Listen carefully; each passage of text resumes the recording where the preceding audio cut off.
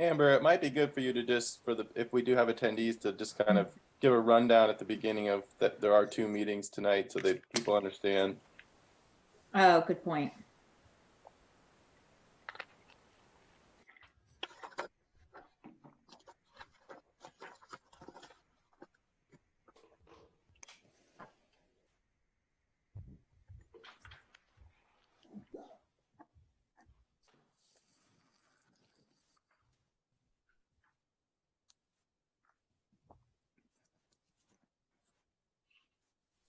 So it looks like we're not going to do we'll do the Pledge of Allegiance during the regular meeting. Correct.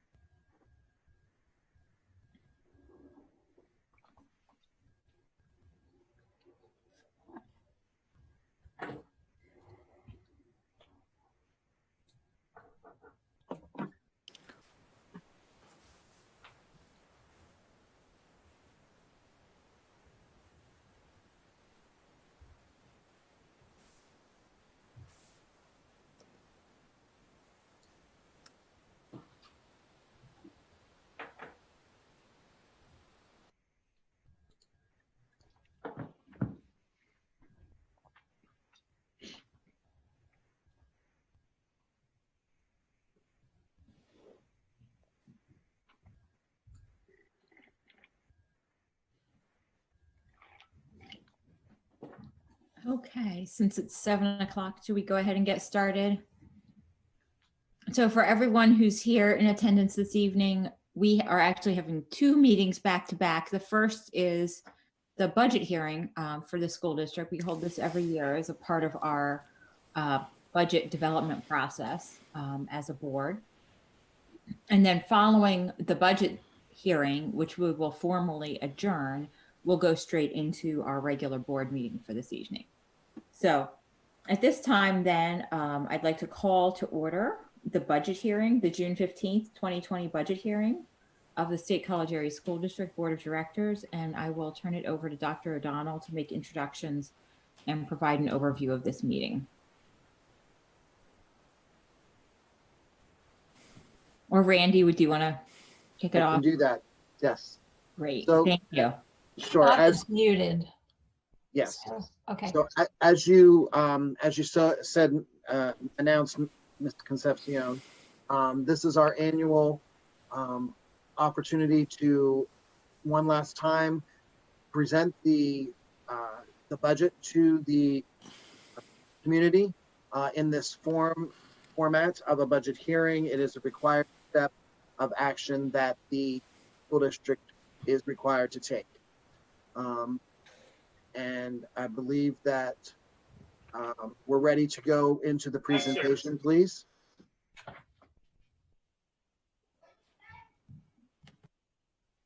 Nabil, can you start the presentation on slide 3, please, for the budget hearing?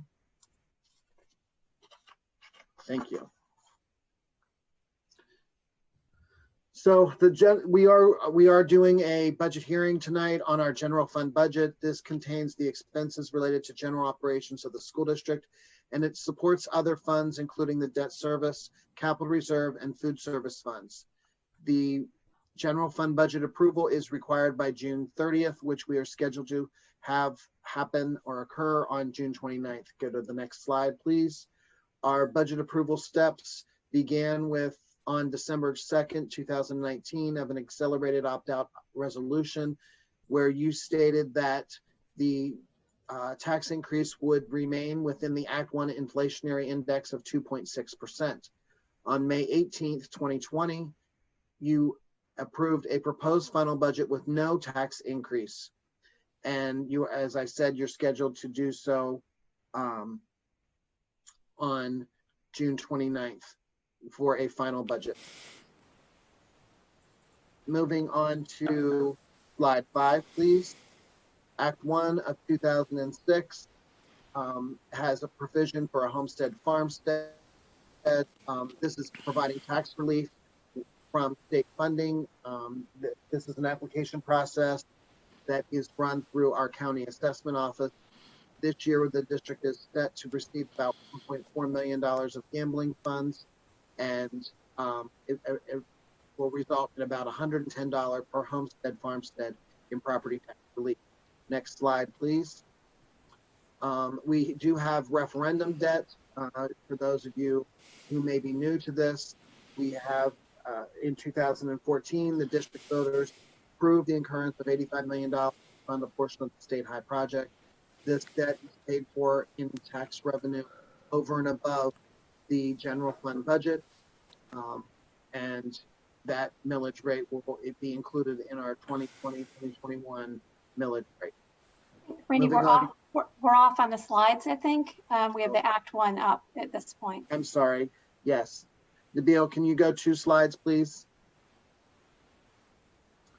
Thank you.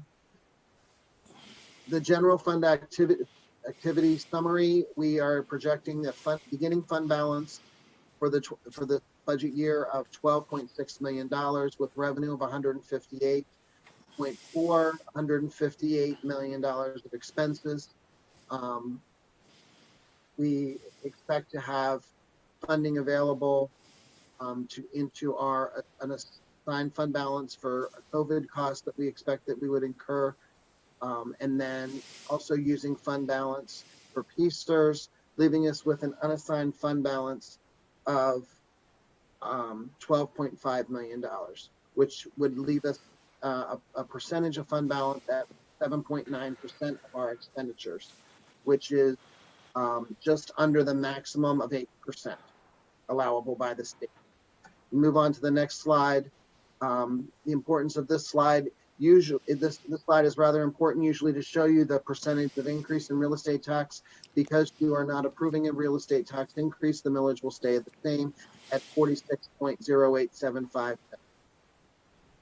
The average homestead residential property has an assessed value of $81,513, and the real estate tax bill associated with that will be $3,757. This is the first time in 13 years that the district has not increased tax. Moving to the next slide, please. This is a slide we've seen from time to time, and it's just showing you the history of the Act 1 index versus the actual real estate tax over the since 2003, 2000. Moving on to the next slide, please. Supplemental Property Tax Rebate Program. This is a program that the district has funded for several years. A budget of $100,000 has been set aside for this program. The maximum rebate is per household is $650. Applications are processed on a first come, first served basis. And it is tied to the state's rebate program as well. Moving to the next slide, we began accepting applications, or we begin accepting the application today. A copy of the state 1000 form is necessary as part of the application packet. There is additional information on this website that's shown here, and you can also call the business office if you have any questions. Moving on to the next slide. Just as a point of clarification, the 2019-2020 supplemental property tax rebate program was extended to end instead of on June 30 of 2020 to July 31, 2020. This is to match the IRS and state tax filing deadlines. Because many people do complete those forms at the same time, we wanted to give that flexibility. Moving on to the next slide, we're going to talk about district revenue. We are primarily locally funded. This year, our budgeted revenue is $4.6 million less than that budgeted in 2019-20. The high points or the large factors in that primarily come from earned income tax at a 10% discount or decrease, excuse me. Real estate tax and delinquent tax are expected to be lower, and realty transfer tax reduction of $850,000. Moving on to the next slide. Just showing you the difference between our assumptions at March 2nd, 2020, before the pandemic occurred, and today. We had a real estate tax increase of 2% in our budget. Today, there is none. We had a assessed value increase of 1.2%. Today, it's 1.0%. We had a collection percentage assumed at 97.1%. Today, we're assuming 95%. Earned income, we had 2.5% growth. Now we're having 10% reduction. Realty transfer tax was at 2.4 million. Now it's at 1.35 million. Delinquent real estate tax 1.1 versus 850,000. Interim real estate tax 700,000 versus 400,000. Tuition is down about 70,000, still in the $1.5 million range, and interest on investments falling from 400,000 to 250,000. So this is a decrease in budgeted local revenue, and this is comparing just the projections of our 2020-2021 budget at March 2nd, again to today, June 15th. Moving on to talk about state budget, that budgeted revenue is lower by 262,000 than the 2019-2020 budget. Decreases are included in grant revenue of approximately $1.1 million, which funded a portion of the state high and 3 elementary projects. Lower reimbursement than expected for retirement and Social Security. Increases come from COVID disaster emergency school health and safety grant, estimated at $596,000. That replaces the prior safety grant at $35,000. And basic education and special education revenue increase of $494,000. Federal revenue, there's no material changes noted. Moving on to the next slide. We can go through some of these slides fairly quickly as they are graphical in nature, and we have seen them before. This is just to show how largely locally funded we are, and then the next component is state funding at 19%. Moving on to the local revenue slide, we are largely real estate tax revenue heavy, and then is earned income, and then referendum tax, and then falling beyond that. Moving on to the state revenue side, our basic education subsidy is 27%, special education is 11%, together that's 38%, but that's still less than our reimbursement for PSERS and FICA or Social Security, which is 48%. Moving on to the next slide, we are going to move over to expenses, and this slide shows you graphically our expenses by object or expense account. These are using the traditional classifications of expenses: salaries, benefits, purchase services, etc. Salaries are 45%, benefits are 29%, and then all of the other expenses that are listed are less than 10% of our total budget. Moving on to the next slide, budgeted expenses by function. 58% is the largest section there, and that is for instructional expenses. Support services are 30%, and then everything else comes in at single-digit percentages as well. The next slide is going to be very difficult to read without expanding it on your slide. Go ahead to slide 22, please. This is a graph, a chart. Move on to slide 22, please. The expense by function and object. So across the top is the expenses, the expense categories or salaries, benefits, and down the. All right, it's not working right now. Hold on, let me try again. Yep. Then down the column is the expenses by function. This is something that we look at several times in our budget development process, and it allows you to see where we expend our resources in those two categories. I apologize, it's not working. Okay, can you go on to it? Can you move it all off that slide or not?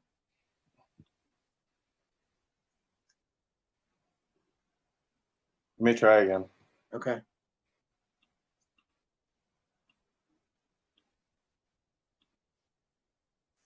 What slide would you like? I'm sorry. 23.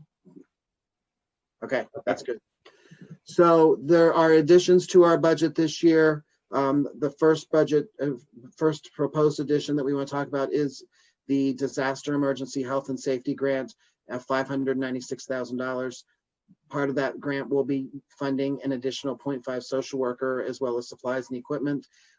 Obviously, those supplies and equipment, we're just beginning to identify what will be necessary in our educational model next year. And obviously, we desire to have students return to the classroom, but we have not yet been able to determine what that exactly looks like. And so we'll be using those monies to help with that portion. Food Service Fund is expected to have a greater loss, resulting in the use of $660,000 in fund transfer from the general fund, and contingency funds will provide additional funding to support needs defined by our health and wellness, educational model, and operations teams for our fall instruction. Moving on to slide 24. Our expense budget reductions, we expect to fill approximately 30% of our 30 open teaching and administrative positions. That is what has been included in our budget. All other replacements for positions are on hold. We will be talking tonight about when those announcements and those requests for those positions will be forthcoming. Salaries and wage rates are frozen at 2019-2020 levels for all employees. Deferred purchases of supplies and equipment and professional services, there's much curriculum work has been deferred, which includes professional development as well as materials. Transportation, we have secured a rate freeze for our contracted carriers, and we have deferred school bus purchases. And we have also deferred capital reserve transfer and deferred maintenance costs. Moving on to the next slide, we will talk about our PSERS expenses. They are going to be lower by $442,000 in our budget. This is related to the fact that our salaries expense is decreasing. The percentage will move from 34.29 to 34.51 as far as our salary contribution rate, and the rates in the out years are expected to increase because of the economic condition during part of this year. Moving to the next slide is just a graphical form of showing the use of our fund balance that we have been using that has been dedicated to PSERS to allow us to gradually account for those increased salary contribution percentages in our budget. Moving on to 27, proposed final budget includes use of PSERS fund balance of $396,000, a commitment of $911,000 to fund balance to cover a portion of revenue shortfalls in future years. The capital reserve fund transfer has been deferred in this budget, and projected unassigned general fund balance of $12.5 million at the 7.9% percentage of total expenses. Moving on to 28, the state budget was signed by the governor on May 29th. Most importantly, K-12 education line items were funded for 12 months. Major line items like basic education and special education are funded at 2019-2020 level.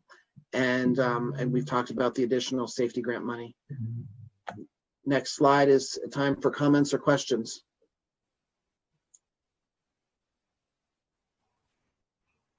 You can unshare your screen, thank you. Any questions from board members?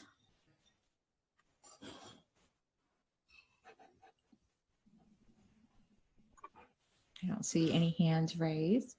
We'll also have time for public comment from anyone who's here in the audience who may have questions or comments.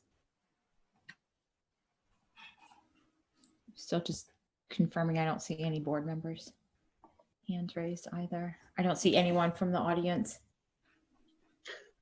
I believe Ms. Zidney has a question or comment. Oh, okay, Laurel. Sorry, it just took me a while to find the hand raise thing. Just Oh, it's more, okay. not You so didn't much a question, just the comment about, you know, the challenge with budgets being on top of the usual not knowing that how the different numbers work out in the course of the year. which really has a huge effect on what the actual numbers mean, is something that's very hard to know at this point. So.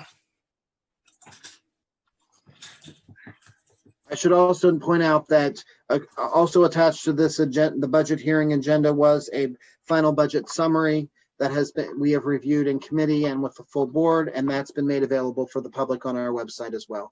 If anyone has any questions or concerns, they're more than happy to review the budget development information on our district website, as well as contacting the business office, and I'll be happy to talk with them. Okay, thank you, Randy. Any other questions from board members or administrators?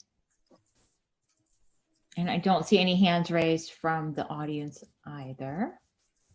Okay, so then with that, I would like to call for a motion to adjourn the budget hearing. So moved. Duffy. Second. Okay, that's been moved and seconded. Then all in favor of adjourning, aye? Aye. Anyone opposed? Okay, we are adjourned from the budget hearing then. At this time, I would like to call to order the June 15th, 2020 regular board meeting of the State College Area School District Board of Directors, and I'd like to ask everyone to please join us in the Pledge of Allegiance.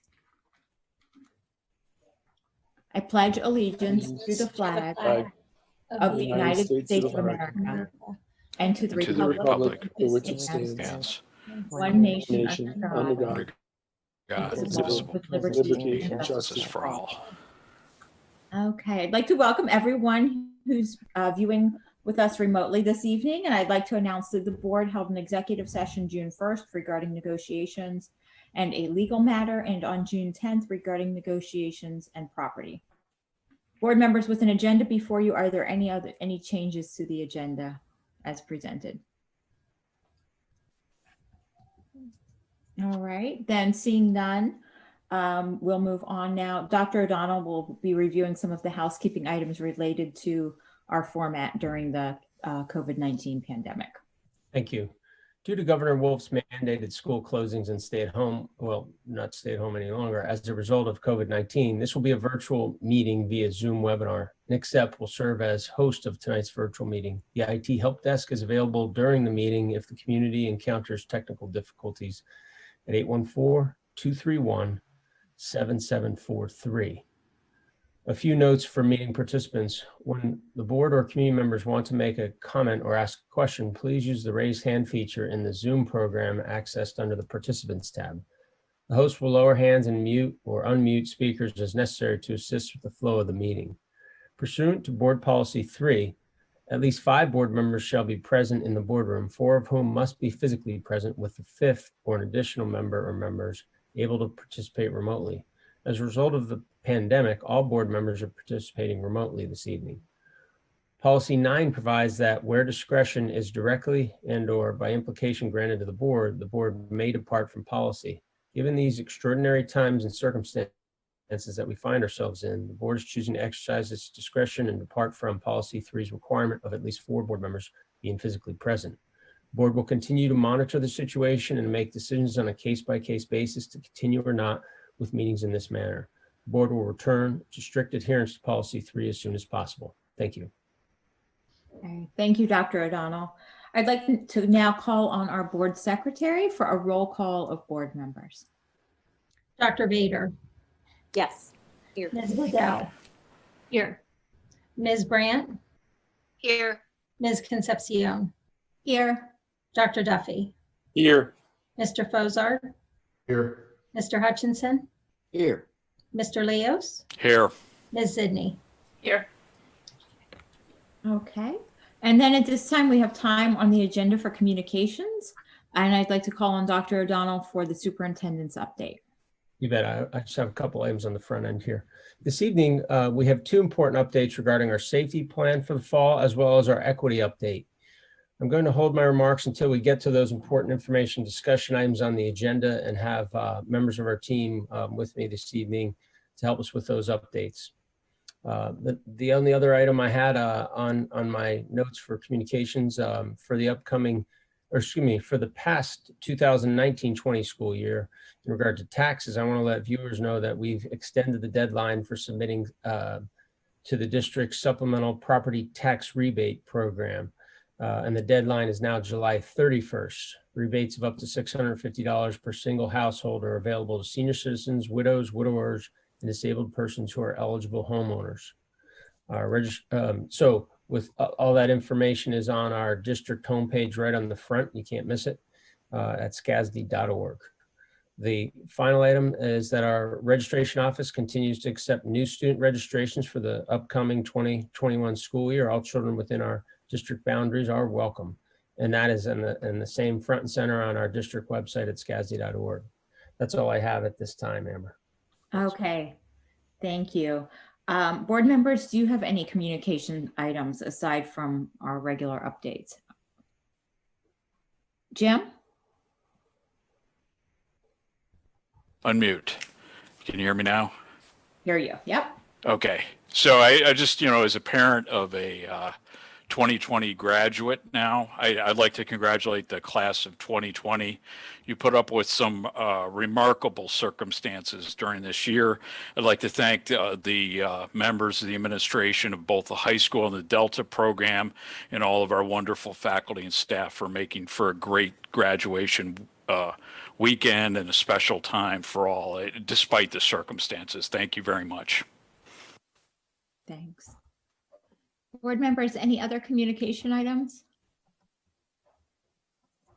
Okay, then I'm going to call on David and Lori for the legislative update. Okay, thanks. So I'm just going to run through some bills that were discussed at our last meeting this past week. So first, there are two current bills on extending the tax discount deadline. HB 2460 would make that extension mandatory.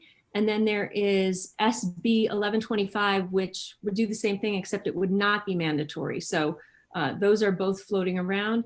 There are two House bills on broadband expansion that passed unanimously in the House.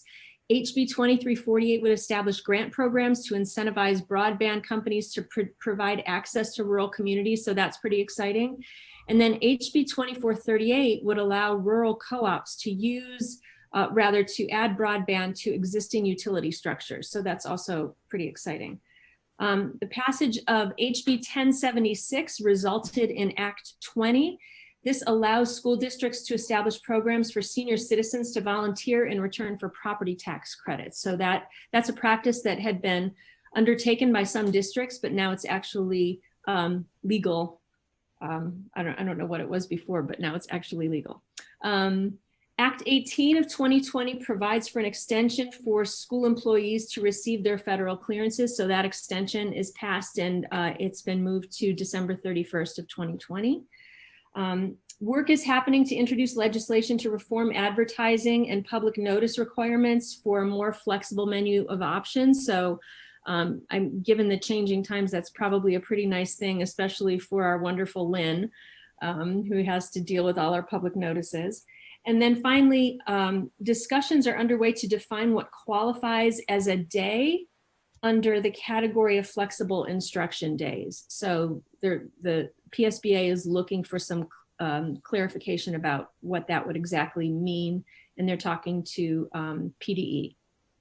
So that's all I have. Thank you. David, anything from your end? Yeah. Okay. Gretchen, is there a report from the Council of Governments? Yes, I have 3 items to communicate to you all. The first is that and I actually sent an email to all the board members earlier today about this. On June 28th, Pam Adams, the Center Region Planning Agency Sustainability Planner, is going to give a presentation and a webinar on the completion of the greenhouse gas inventory and action plan that she's been putting together for COG. And anybody who's interested in that can register. And I sent out the link to that. It's also available to the public on the COG website. And I believe Jesse Barlow of the Borough Council and Carla Stilson of College Township Council will also be participating in these issues related to local government and what local governments can do. The second item I have is that the solar purchase power agreement has, that group met, the micro group met a couple days ago, and it seems like the best path forward is to postpone that for about 3 months until things settle down more as a result of COVID-19. There has been a lot of interest in what's been going on with it that the micro group has received from the participants, but we just need to give it a little time because of the crisis with the pandemic. And the third item I have is just something I thought that SCASD families would want to know about if they don't already, which is that SCLO Library began curbside pickup for library materials on June 8th. And so now we have access, our community now again has access to the materials at SCLO Library, which I know a lot of families will probably be utilizing this summer. So that's pretty exciting that we have that back again. And that's it. Thank you. Thank you, Gretchen. Board members, any other communication items then, before we move on? Okay, then at this time on the agenda, we have time for public comment. If anyone who's here in attendance would like to make a public comment, public comments are limited to up to 3 minutes as time permits for items either on the agenda or related to board business. So I'll wait a moment to see if any hands raised here. Okay, so seeing none, then we will move on to routine approvals. At this time, I would like a motion to approve the routine approval listing as presented on the agenda. So moved. So moved. Okay, so there was I definitely heard several firsts and seconds. I'm not sure if I could just get board members to state their name when they. Oh, so moved, Brandt. Is there a second? Buzard, second. Great, thank you. That helps with getting it in the minutes. Okay, so are there any questions or discussion in regard to the routine approval items? Lori? Yeah, I just had one quick comment with regard to the contracts and supplies for the technology department.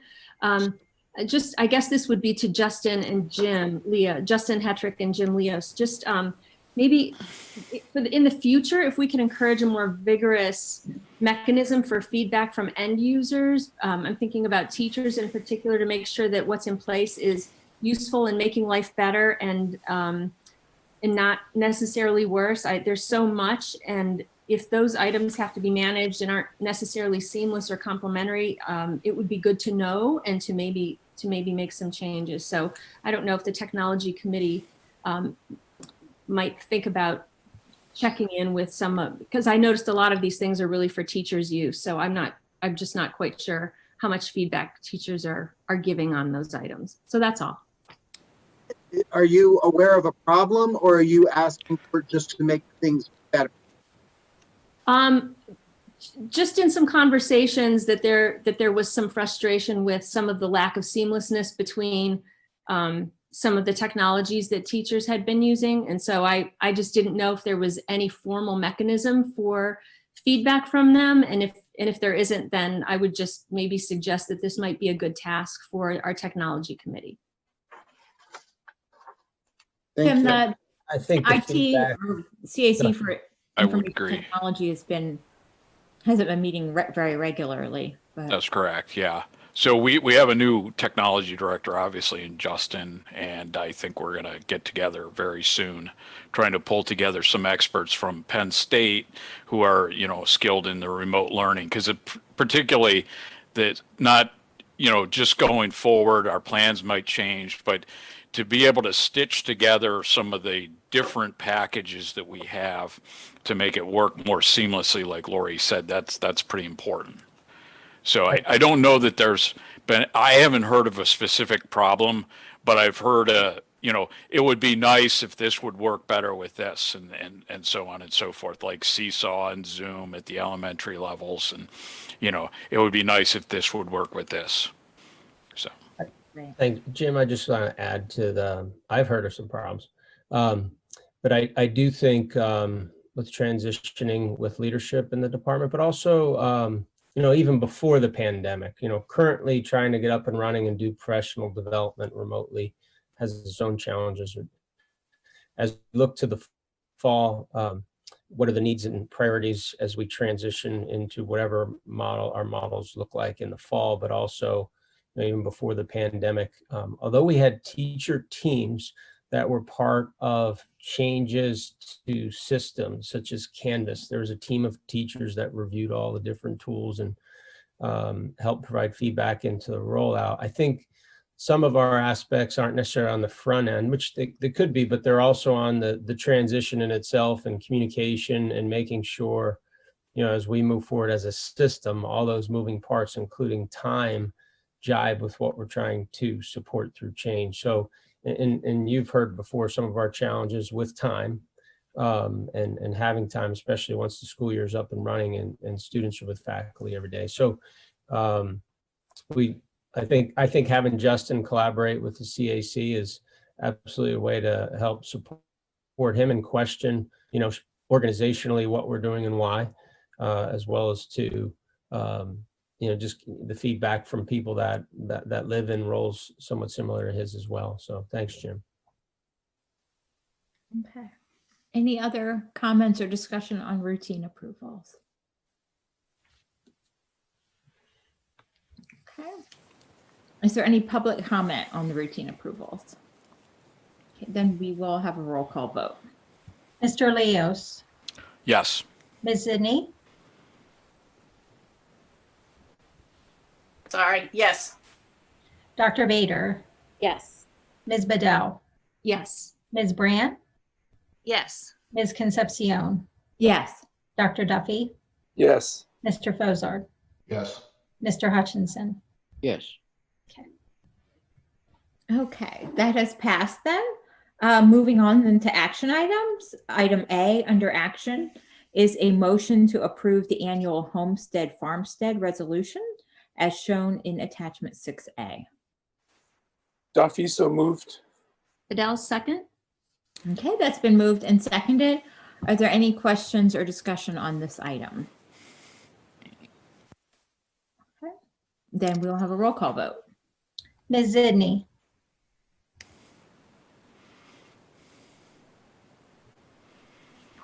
Yes. okay, Dr. Bader, Yes. Ms. Bedell, Yes. Ms. Brandt, Yes. Ms. Concepcion, Yes. Dr. Duffy, Yes. Mr. Fozard, Yes. Mr. Hutchinson, Yes. Mr. Leos. Yes. Okay, that item has passed. Item B is a motion to approve the Edgenuity software agreement. This is shown in attachment 6B. Leah, so moved. Adele, Duffy, second. Okay, that's been moved and seconded. Are there any questions or discussion on this item? Laurel, I see your hand up. Yeah, just, it sounds like this has been thought through a lot and makes sense to go, but I am concerned about, there were reasons that we left this program and tried to expand a little bit. And I think in the coming couple of months, as we gear up for the next school year, if we could hear some about what's being done to address some of the concerns that led us to try to expand our options for students, that would be very helpful. Did you want to hear from Will at this time, Laurel? Sure, if he wants to. I thought it might still be in progress, but that would be fine. Sure. No, I can update you a little bit. Yeah, Laurel, if you recall, we Edgenuity was our previous vendor for our online and our virtual programs, and we were with them for quite a few years. we began piloting Ceola in the spring semester of 2018-19 and wanted to continue with that this current school year. And then we always knew we would come back and we would reevaluate it. Our use through Ceola, and you'll see it in the memo, we ran into a number of problems. Number one, there was not a fixed cost. Our Edgenuity contract is a fixed cost, so we know what to project, where Ceola, we pay a cost for every student that takes every course. In addition to that, the folks that run our online program ran into a lot of issues with enrolling students. Sometimes because of the process for enrolling and relying on them to do it, we'd have to hold up a student a week or even sometimes up to 2 weeks before, through the company, we could get them enrolled. There were also numerous different formats based on the different Ceola vendors that were in that consortium. So we did go back to Edgenuity. Edgenuity has made some upgrades that we were pleased with when we were doing our evaluation. Another factor too is when the state went to remote learning this year, they went into an agreement with Edgenuity. So the state, for districts that did not have an online option, Edgenuity was the vendor that PDE decided to use and make available to school districts. So given all the information that we had and relying on the people that work with our online or virtual program every day, there was a strong recommendation based on the information I shared that we go back to Edgenuity moving forward. Okay. Amy, you had a question? Yeah, I just wanted to point out, yeah, so that was really well covered. I thought in CCL's meeting about the differences in the unexpected costs and the unexpected difficulties we had using Ceola. I just wanted to clarify for the board, right now we're just approving to take this direction, but we will get a new contract from Edgenuity. I would assume maybe it might be rolled into routine approvals, but this is not necessarily approving the contract. Is that correct? Correct. Randy, if you're, I don't believe you've seen the contract yet from Dr. Downs, have you? I do not believe so. Okay, Correct. just Okay. clarifying for the board and the Yep. public. Thanks. Okay. Any other questions on this item?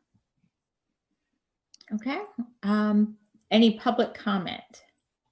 Oh, sorry. Laurel?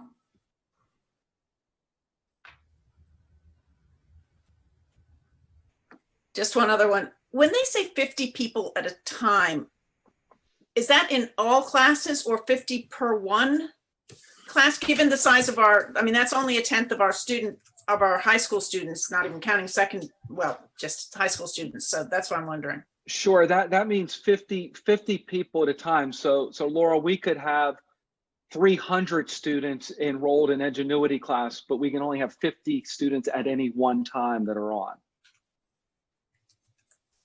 Has that been a problem in the past? I'm just thinking about if we're at full remote somehow, that. Yeah. Again, I can't speculate. The state has not given us additional direction, but I imagine if we have to go full remote, other districts will be in the same boat. And I would think that the state would be providing us some relief or some options through Edgenuity again. Okay.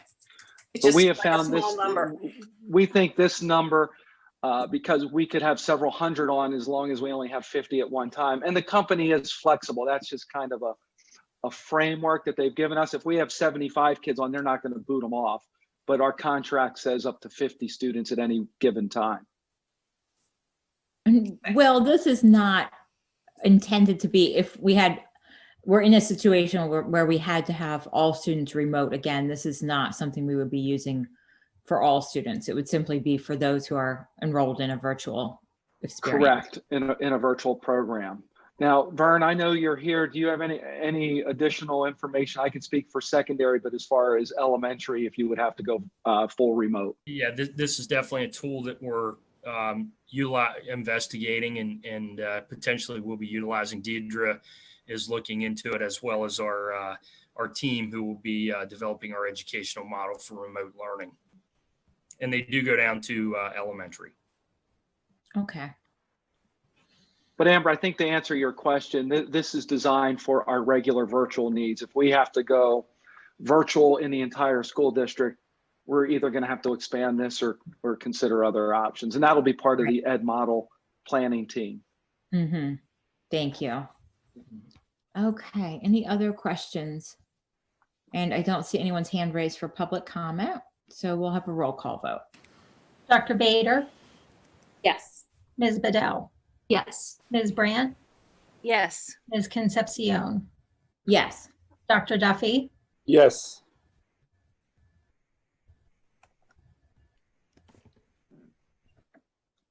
Yes. okay. Mr. Fazard, Yes. Mr. Hutchinson, Yes. Mr. Leos, Yes. Ms. Zidney. Yes. Okay, this item has passed then. Item C is a motion to approve elementary project change orders. This is shown in attachment 6C. Duffy, so moved. Bedell, Leah, second. second. Okay, that's been moved and seconded. Do we have any questions or discussion? Okay, any public comment? Okay, we'll have a roll call vote then. Ms. Bedell, Yes. Ms. Brandt, Yes. Ms. Concepcion, Yes. Dr. Duffy, Yes. Mr. Fazard, Yes. Mr. Hutchinson, Yes. Mr. Leos, Yes. Ms. Zidney, Yes. Dr. Bader. Yes. Okay, that item is passed. Item D is a motion to approve Memorial Field project change orders. This is shown in attachment 6D. Leah, so moved. Duffy, Bedell, second. second. Okay, that's been moved and seconded. Questions or discussion on these items, on this item? Okay, Scott? Yeah, Ed, I guess simple kind of fundamental question. It just seems like there are a lot of document issues on this project. If I look at the total, it's just over $200,000 and half of them relate to document issues, unforeseen conditions or unforeseen conditions. Obviously, that's why the contingency is there.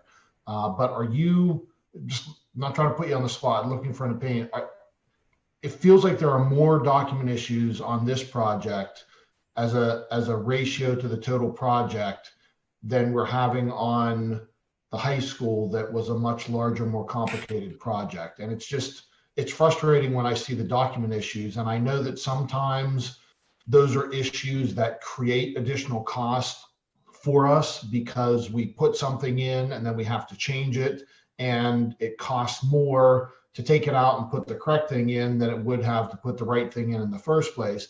And others are just plain budget items where the budget would have been bigger if the document was correct in the first place. It's not like it's an added cost. It's more cost, but it's not like it's an added cost because of the document. So can you give some sense for where you land on that? Because like I said, it just seems like there's a lot of these and maybe it's just been because of the last couple of meetings. Thanks. Yeah. I have not sensed that, which means I haven't specifically looked at it to calculate it. To me, it didn't seem like an unusual number compared to similar projects. I have to go back and look to see, statistically, if this one is at a higher level than other projects or not.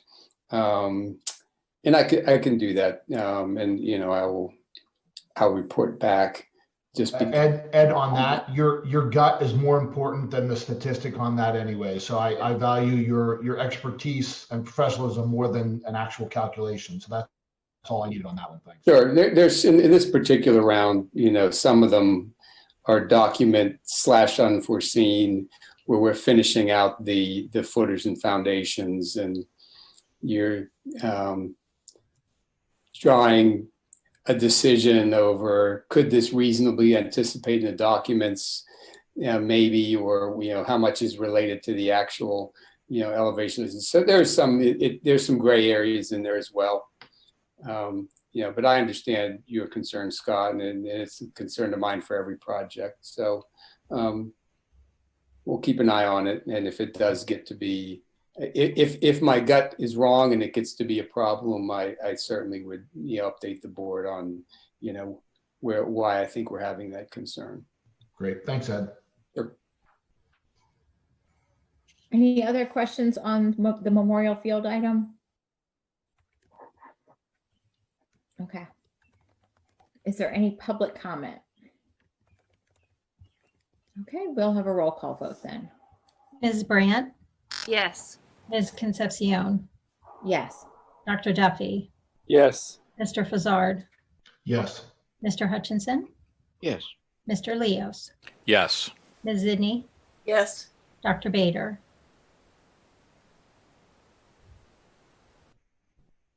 Yes, sorry. That's okay. Ms. Bedell. Yes. Okay. Okay, that item has passed then. The next item, item E, is a motion to reject the bids for the Park Forest Middle School crosswalk. And this item is discussed in attachment 6E. Fazard, so moved.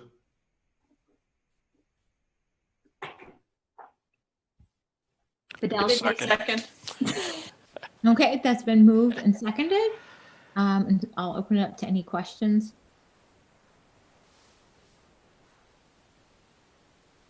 I do have a quick question. Dan? Yeah,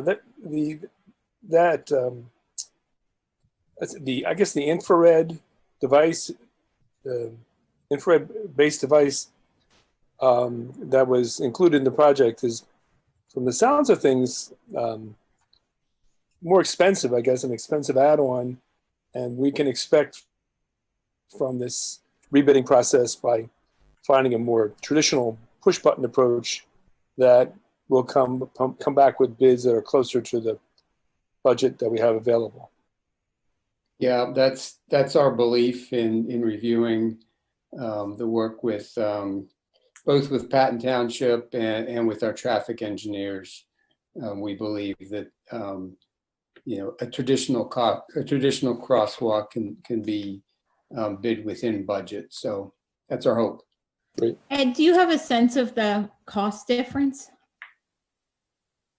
It was discussed, and I know that it, at least it's estimating, even post first bid, when you're going back and doing some of this work, again, you're talking about an estimate of an estimate.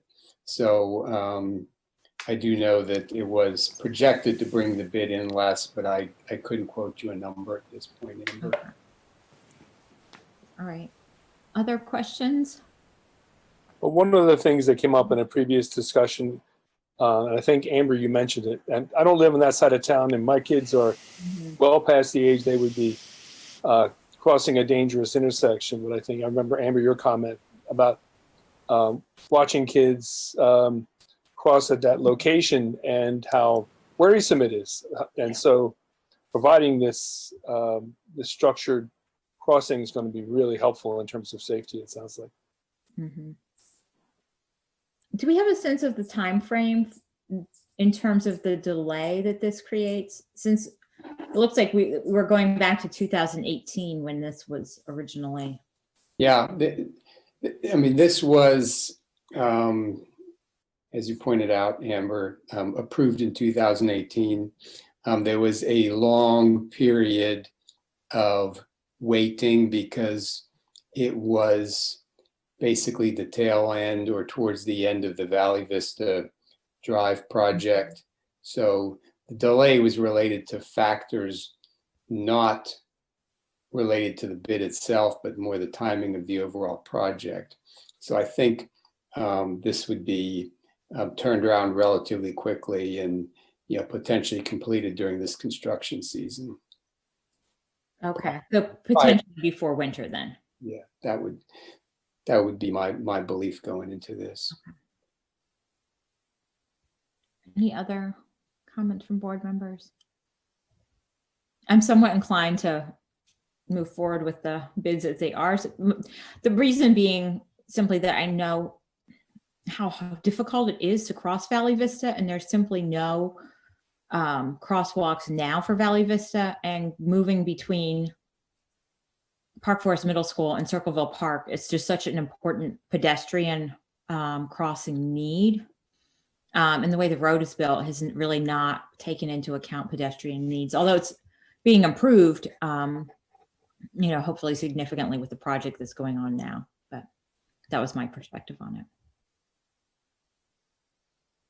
Any other questions or comments? So I guess given what you just mentioned, Amber, we can expect, and Ed, we can expect to hear about the response to this second set of bid advertisements or whatever, however they turn out. And that we're going to hear one way or the other in terms of the outcome of the bidding process.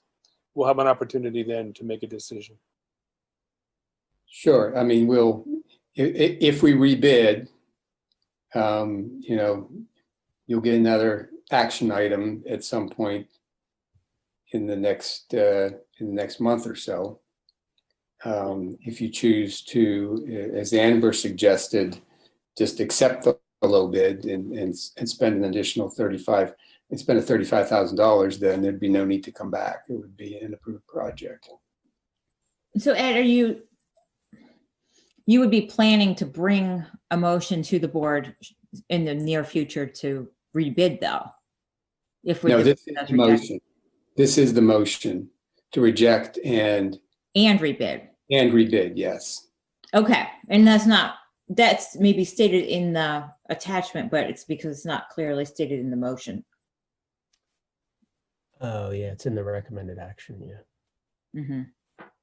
So I'm fine revising the motion to reflect that as necessary at the end of this discussion. Thank you. Okay. Any further discussion? Okay. All right. Is there any public comment? Okay. Seeing none, then we will take a roll call. But Scott, you were going to revise the motion? Would you like to read the revised motion? Yeah, so I would motion to receive the bids for the Park Forest Middle School crosswalk and to rebid the project. Is there a second? Second, Leas. It needs to be the original. Does it need to be the original second? I'm not sure. Okay. I think it was either Jim or I that was the original, so I'm willing to, yeah. Okay. All right, then. So then we'll take a roll call on that motion. Ms. Concepcion, No. Dr. Duffy, Yes. Mr. Fozart, Yes. Mr. Hutchinson, Yes. Mr. Leos, Yes. Ms. Zidney, Yes. Dr. Bader, Yes. Ms. Bedell, Yes. Ms. Brandt. Yes. Okay, that item has passed then. And then, so moving forward to item F. F is a motion to approve the PDS Memorandum of Understanding with Penn State University. This is shown in attachment 6F. Bedell, so moved. Leas, second. Okay, that's been moved and seconded. Is there any questions or discussion? Could you explain it a little bit? Mm-hmm. I don't know who that's for. Well, let me try. So obviously you're all familiar with our PDS program between this university and the school district. Back in 2018, in October, you approved a document that Penn State needed additional modifications to. It's taken us, unfortunately, almost a year and a half or so to get that to reach an agreement on the changes to the document, as well as this past year, 1920, there were changes in the staffing that the district provided to the program because of decreased enrollment by Penn State students. And so there were some changes that were necessary. Penn State has approved this document, and we find all of the changes agreeable And that's the rationale for, or the reason for the NUA document. And I apologize, but there's just been a lot of going back and forth with the university in meeting the necessary changes. Believe me, I understand that. And it was not just their fault. It was also communication on our side and needing to understand the rationale and reason for the different changes that just took an incredibly too long period of time. But there was no change to the program because of these changes in the document that the district could not support. And I think that's an important to note. Any other questions from the board? Okay. Is there any public comment? Okay,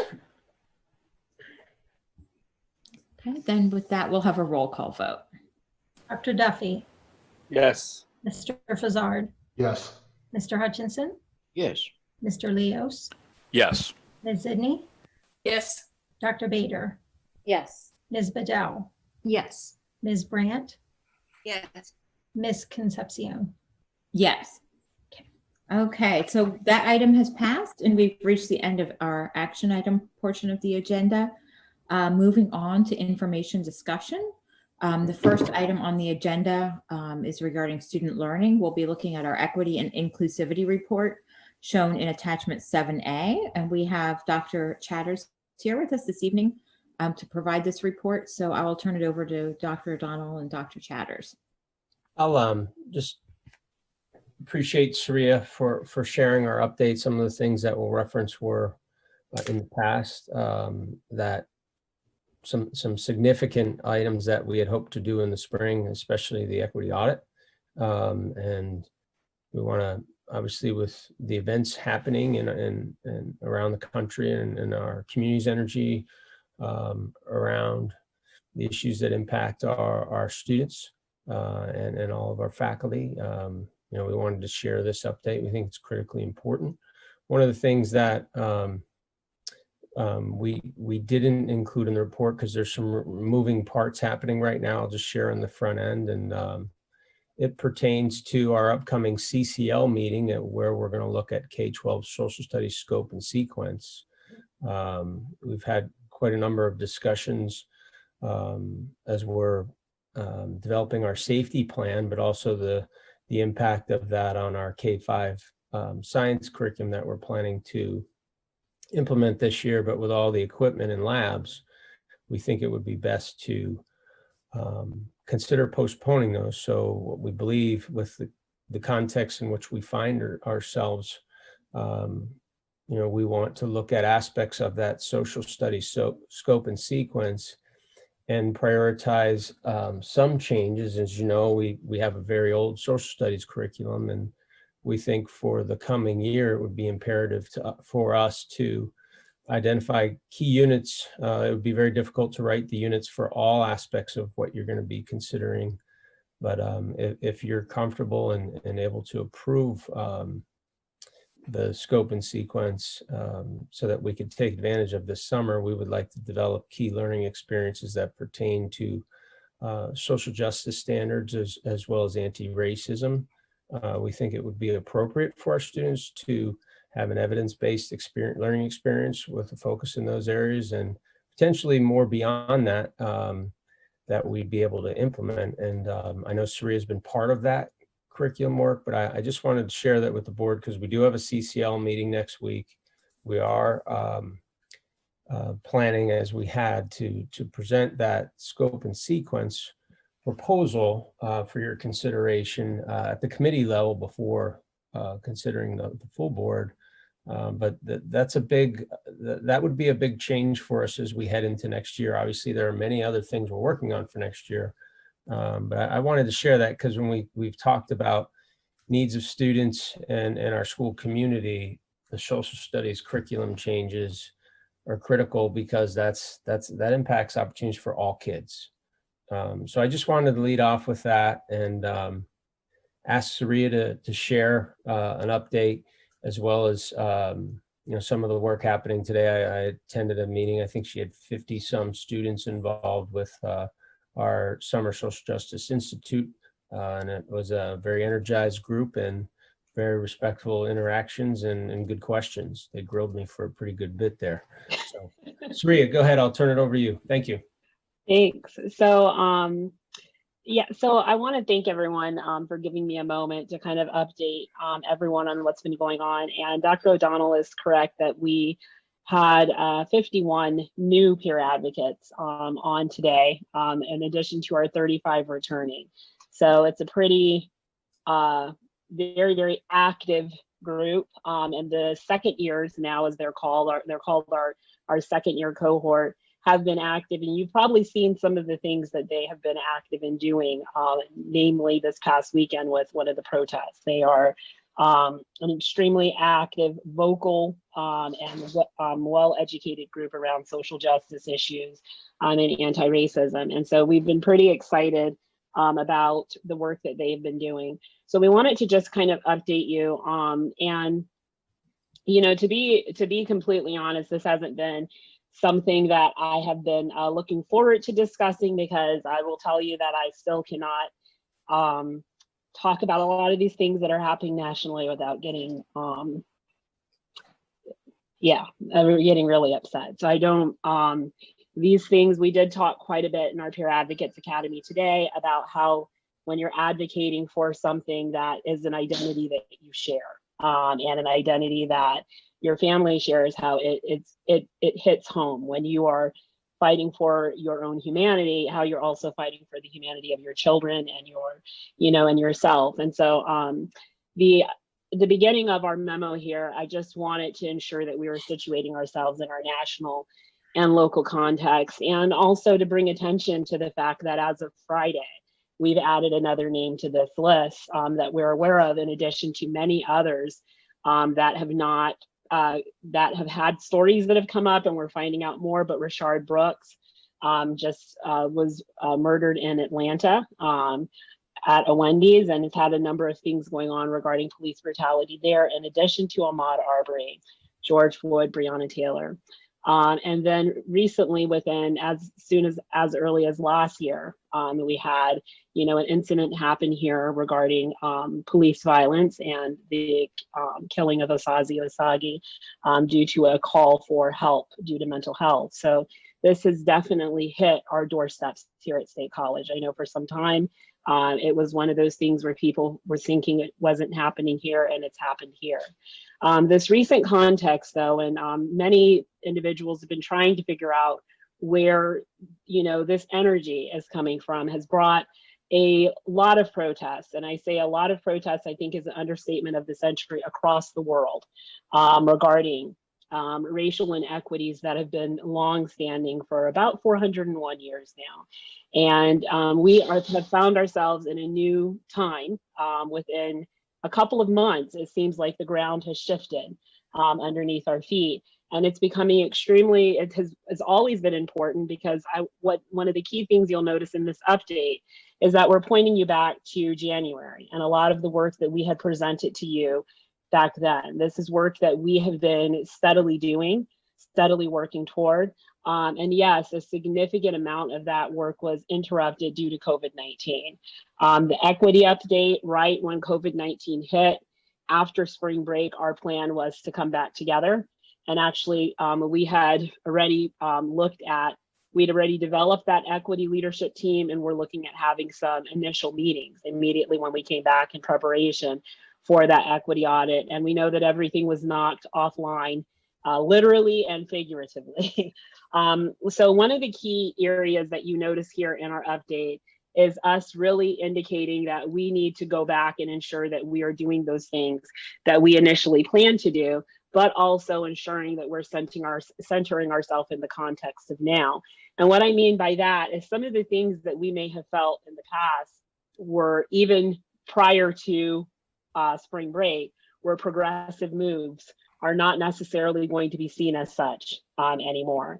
And I will be remiss to say it's not where I have felt that we needed to be as a director of equity. So there is a lot right now of, although this is a heartbreaking time that we have always been in, the energy that is around this change, I'm pretty excited about where we can end up as a district and as far as where we've been aiming to be.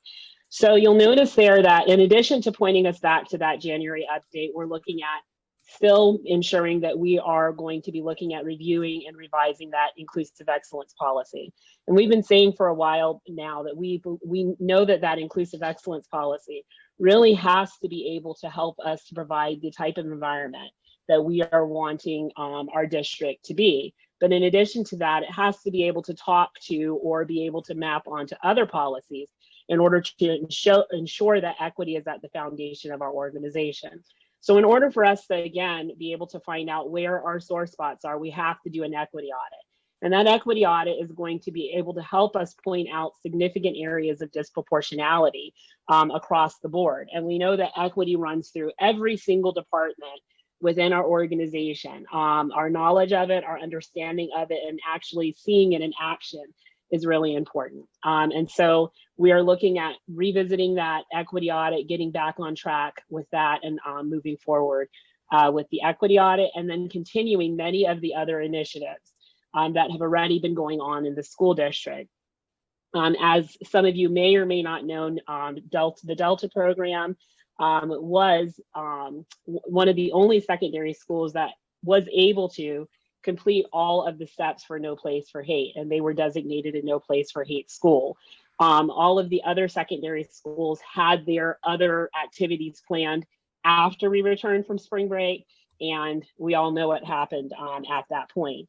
Delta had fortunately done many of their activities prior to spring break, and so we're able to turn in all of their materials, and they've been designated a No Place for Hate school. The group that led that committee that actually were able to get that designation, again, were our peer advocates that led that group. So it's really exciting to see that they were able to get that designation, but No Place for Hate, and rightfully so, they only give you that designation for a year. Because they say that every single year you should be doing what it takes to be considered No Place for Hate. So all of our secondary schools are going to be taking that up again next year and working intentionally again with the many different groups across the high school in order to implement this and at the middle school levels. And so still moving forward with those initiatives. One of the newest pieces that we wanted to draw your attention to, and then, I'm going to open it up for questions, is that one of the things that we have been discussing is the importance of how we return to school. Whatever that return to school looks like, we recognize that we have to be very mindful that the impact of COVID-19 in many cases, especially for marginalized groups, has been traumatic. A trauma has occurred across the United States that individuals have experienced. But one of the key pieces as a director of equity that you probably are likely not going to be surprised to hear from me is that it's also important for us to understand and recognize the trauma of historically marginalized groups experience, especially racial trauma. Racial trauma has tons and tons of evidence and research out there about how not only impactful it is for youth, but how when a youth experience a worldwide or global trauma, as we've experienced with COVID-19, in addition to the trauma that they have historically experienced, even when trying to come forward to discuss this, if we were to move forward with trauma-informed care as a district, if the individuals who are implementing trauma-informed care do not understand racial trauma, what happens is students who are racial minorities can again be traumatized because their experiences are not understood and brought to the forefront and able to be discussed and processed within these groups. So Jean Canals and I have been working together to ensure that we are going to be looking to train our faculty and staff in trauma-informed care. But the additional piece on that is going to have to be equity-based trauma-informed care. That is trauma-informed care that is grounded in a historical understanding of trauma that is experienced by racially marginalized groups. And so that is one of the key differences as far as us moving forward, in addition to the updates that Dr. O'Donnell spoke about for our social studies curriculum, and us looking at some ways that we can implement some units moving forward. And at this point, I want to go ahead and be quiet and open it up for questions. Thank you, Saria. Board members, questions and comments? Lori? Thank you. I'm really excited to hear that there is going to be, I guess maybe the word is a more strident effort toward anti-racism. I think, you know, the terms equity and inclusivity are nice, but I don't think that they really get at, I think they're good for saying we're not racist, but I don't think they're good for saying we're anti-racist and we're taking really strong steps at actually eliminating racism. So I'm going to be a big advocate of including that sort of language wherever we can in our strategic planning. I was fortunate enough to have a Zoom call with a bunch of young 20-somethings, early and middle-aged 20-somethings last week about these issues. They're white students, well, white former students, some from State College, some from all over the country. And they expressed immense frustration at not having an education that informed them about things like Tulsa and Rosewood and Wilmington. They felt like they had kind of been ripped off in terms of having a full education.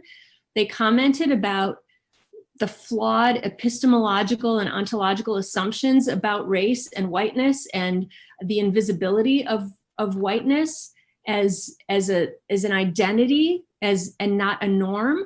And so I'm truly excited that, you know, as sad as it is that this has happened, that this is an opportunity for us to sort of lay bare the kinds of things that have been made invisible for so long. And so, Saria, you know, when you're talking about trauma, I just don't think that many white people have any clue whatsoever, because of the kinds of history and social studies education that we've had in the past, of what our history has actually looked like from the perspective of people who have been forced to live on the margins. So I'm really excited about this. Thank you. I know that this is, as much as it is your passion, it's incredibly difficult for you. And I appreciate that this isn't just your job, but it's kind of your heart and soul and your identity. And I'm glad that your identity is a part of this, because it's a brilliant one. So thank you.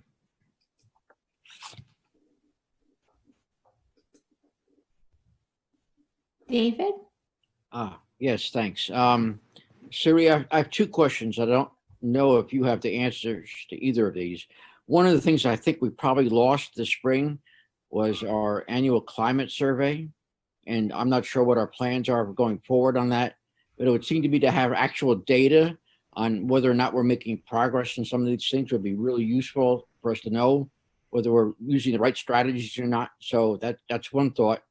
The other one is something that I've talked about in the past, a number of us have talked about, but something that really for us to consider is really having a strategy in terms of the board receiving input from students and from parents and teachers on what their experiences in the schools.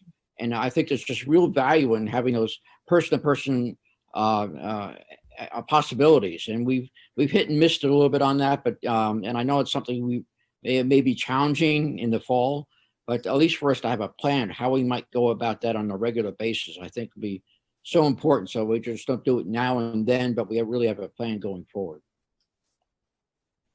I'll speak to the surveys. Obviously, you know, for what we've gone through this spring and what we're trying to do for the fall, you know, the surveys that we focused on with kids and parents and faculty really were around the learning experience, because we might be back in that model, whether we like it or not next year. So we just didn't think it was reasonable to survey this spring, especially with all the emails we've been sending from the district, from our faculty. And so, you know, there's no question that the equity audit is going to include a lot of data gathering. You know, I think we're also looking at making adjustments to the strategic plan. Sri and I were discussing something that our facilitator Mutiu shared with us around issues of equity, including anti-racism this past week. And so we are thinking ahead on how this is going to come together and what adjustments. We had planned to have a midpoint review this coming fall and then make those adjustments. I just don't think we can make the adjustments to the strategic plan until we get that equity audit baseline, because I think that'll help inform those conversations and what we prioritize, over the next several years. The social studies discussion is, something I just shared a note with all of our faculty because I knew we'd be talking about it tonight, although we haven't assumed you've approved anything. We haven't assumed we've gained input from our faculty. We're just reading the situation at hand and think this is important stuff we need to consider here and now. And I feel like, the cart is on top of the horse right now in regard to how we're trying to share everything and consider everything. And I just appreciate everybody being open to the ideas. Obviously, Saria's been much more involved with the social studies team and our curriculum directors than I have.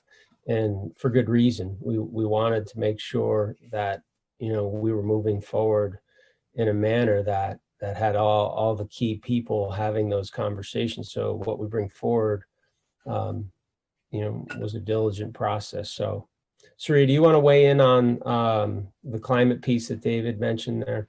Yeah, so actually, Mr. Johnson at the high school, because we were supposed to deploy also the No Place for Hate survey again to kind of look at our climate around issues of race, and inequity, and he deployed it anyway. He really did want to try to get some feedback on what happened, and we tried to word it prior to spring break, and we only were able to get about 310 responses, which I don't think anyone would probably be surprised in that, because when we previously were able to get 1,800 responses, it's because we were able to do it in homerooms with teachers present when they were doing the survey.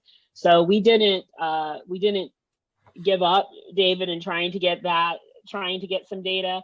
But families were saying that they were, kind of overburdened with the number of emails that were going back and forth, and different things like that, and having to keep up with everything. Then I always say, and then there's also a pandemic going on in the background. So we weren't surprised, but we did try. The Anti-Defamation League, who was helping us with that, of course, contacted us and said, at this point, they don't see it's enough data for them to be able to draw an accurate comparison. So the hope, depending upon what things look like next year, is that we're going to do that same thing. We're going to do that No Place for Hate survey, which we'll be able to next year integrate with some of our existing surveys, because we won't be participating in the study with Anti-Defamation League next year. We'll be doing it on our own. So.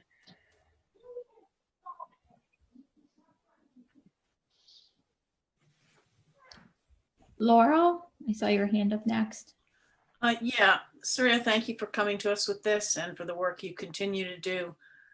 I share the concern about when our students come back, as well as the experiences they're having over the summer and in the last couple of weeks. And I'm wondering, have you been hearing from students and what resources the district is able to offer them to deal with what, for many of our white students, maybe some awakenings that having some help processing would be helpful without putting our students of color in the position of being their educators, and what resources we have, and whether you've been looking into, in your 52-hour days, how we can do that. Thanks, Laurel. So I'll have to be 100% honest there. With us having our focus for up to this 2 weeks has been focused on that Peer Advocates Academy and planning for those 80 kids, because we are online for the next 2 weeks. with those kids, offering two very different experiences for two cohorts. What we have been doing is our peer advocates, actually the second years, have been meeting regularly and working on trying to do social media campaigns through Instagram, and they have also created their own Snapchat account and trying to find ways to provide education for students through the mediums that they use, right? And so they have been working on graphics, trying to create graphics and different things like that, because they've also find that it's really important for us to educate youth, and they're finding that youth are online in these educational spaces. Coming up, once the Peer Advocates Academy is done, we have also already put out there for faculty, and we're also looking to put out there for students as well. We have a student who is a incoming peer advocate and also did the Bridging Divides course, who wanted to hold a student-led book discussion on a book called Despite the Best Intentions, How Racism Thrives in Good Schools. And that was part of her project through her Bridging Divides course, and she wanted to kind of lead a discussion around that. And we're also working with students to lead these kinds of discussions as well, because what we find is that when it's a student-to-student discussion, especially with our second years, who some of them have also taken the course in social justice, done the Peer Advocates Academy, been doing peer advocacy all year, the discussions tend to be a little bit different, student to student, than when the director of equity is in the room. And so what we're hoping to do is to be able to do some more student-led work over the summer as well. I have had the opportunity, just to let you know, because this is what we've been training students to do, is to take up this work and to lead it. And our peer advocates today led the presentation for all of the new peer advocates. And they stopped what they were doing for Dr. O'Donnell to come in and talk.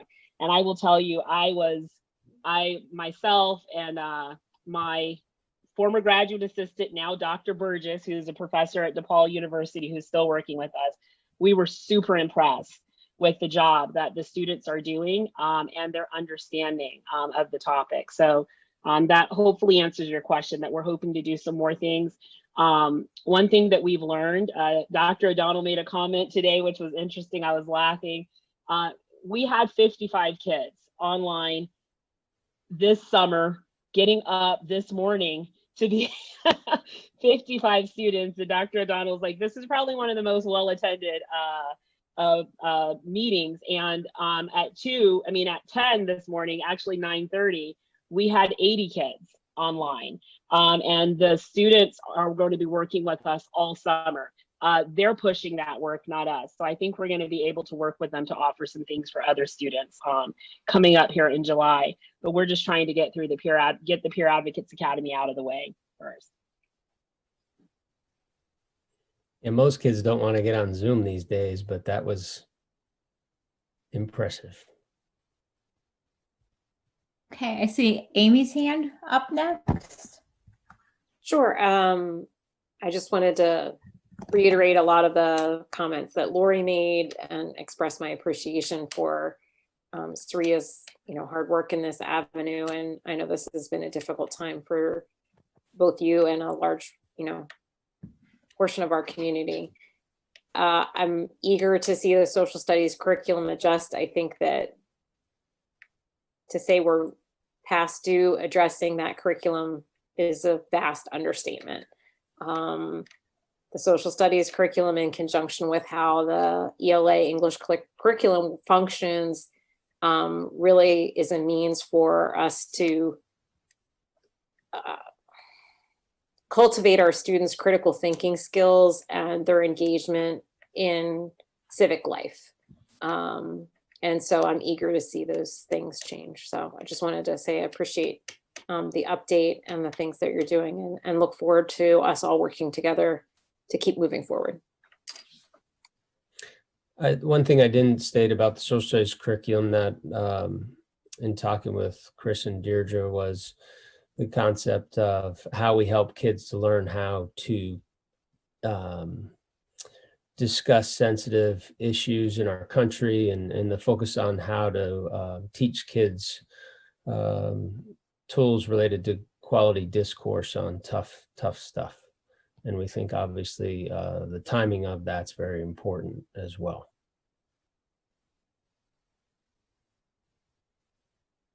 Okay, Gretchen?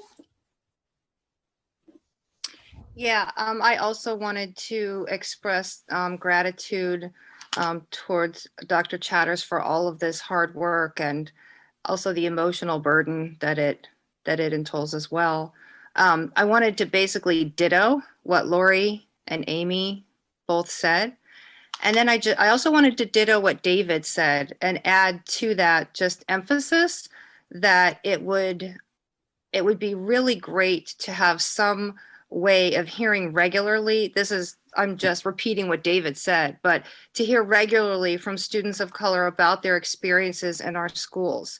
I know I had received an email from David about this idea that came from an email received from a student.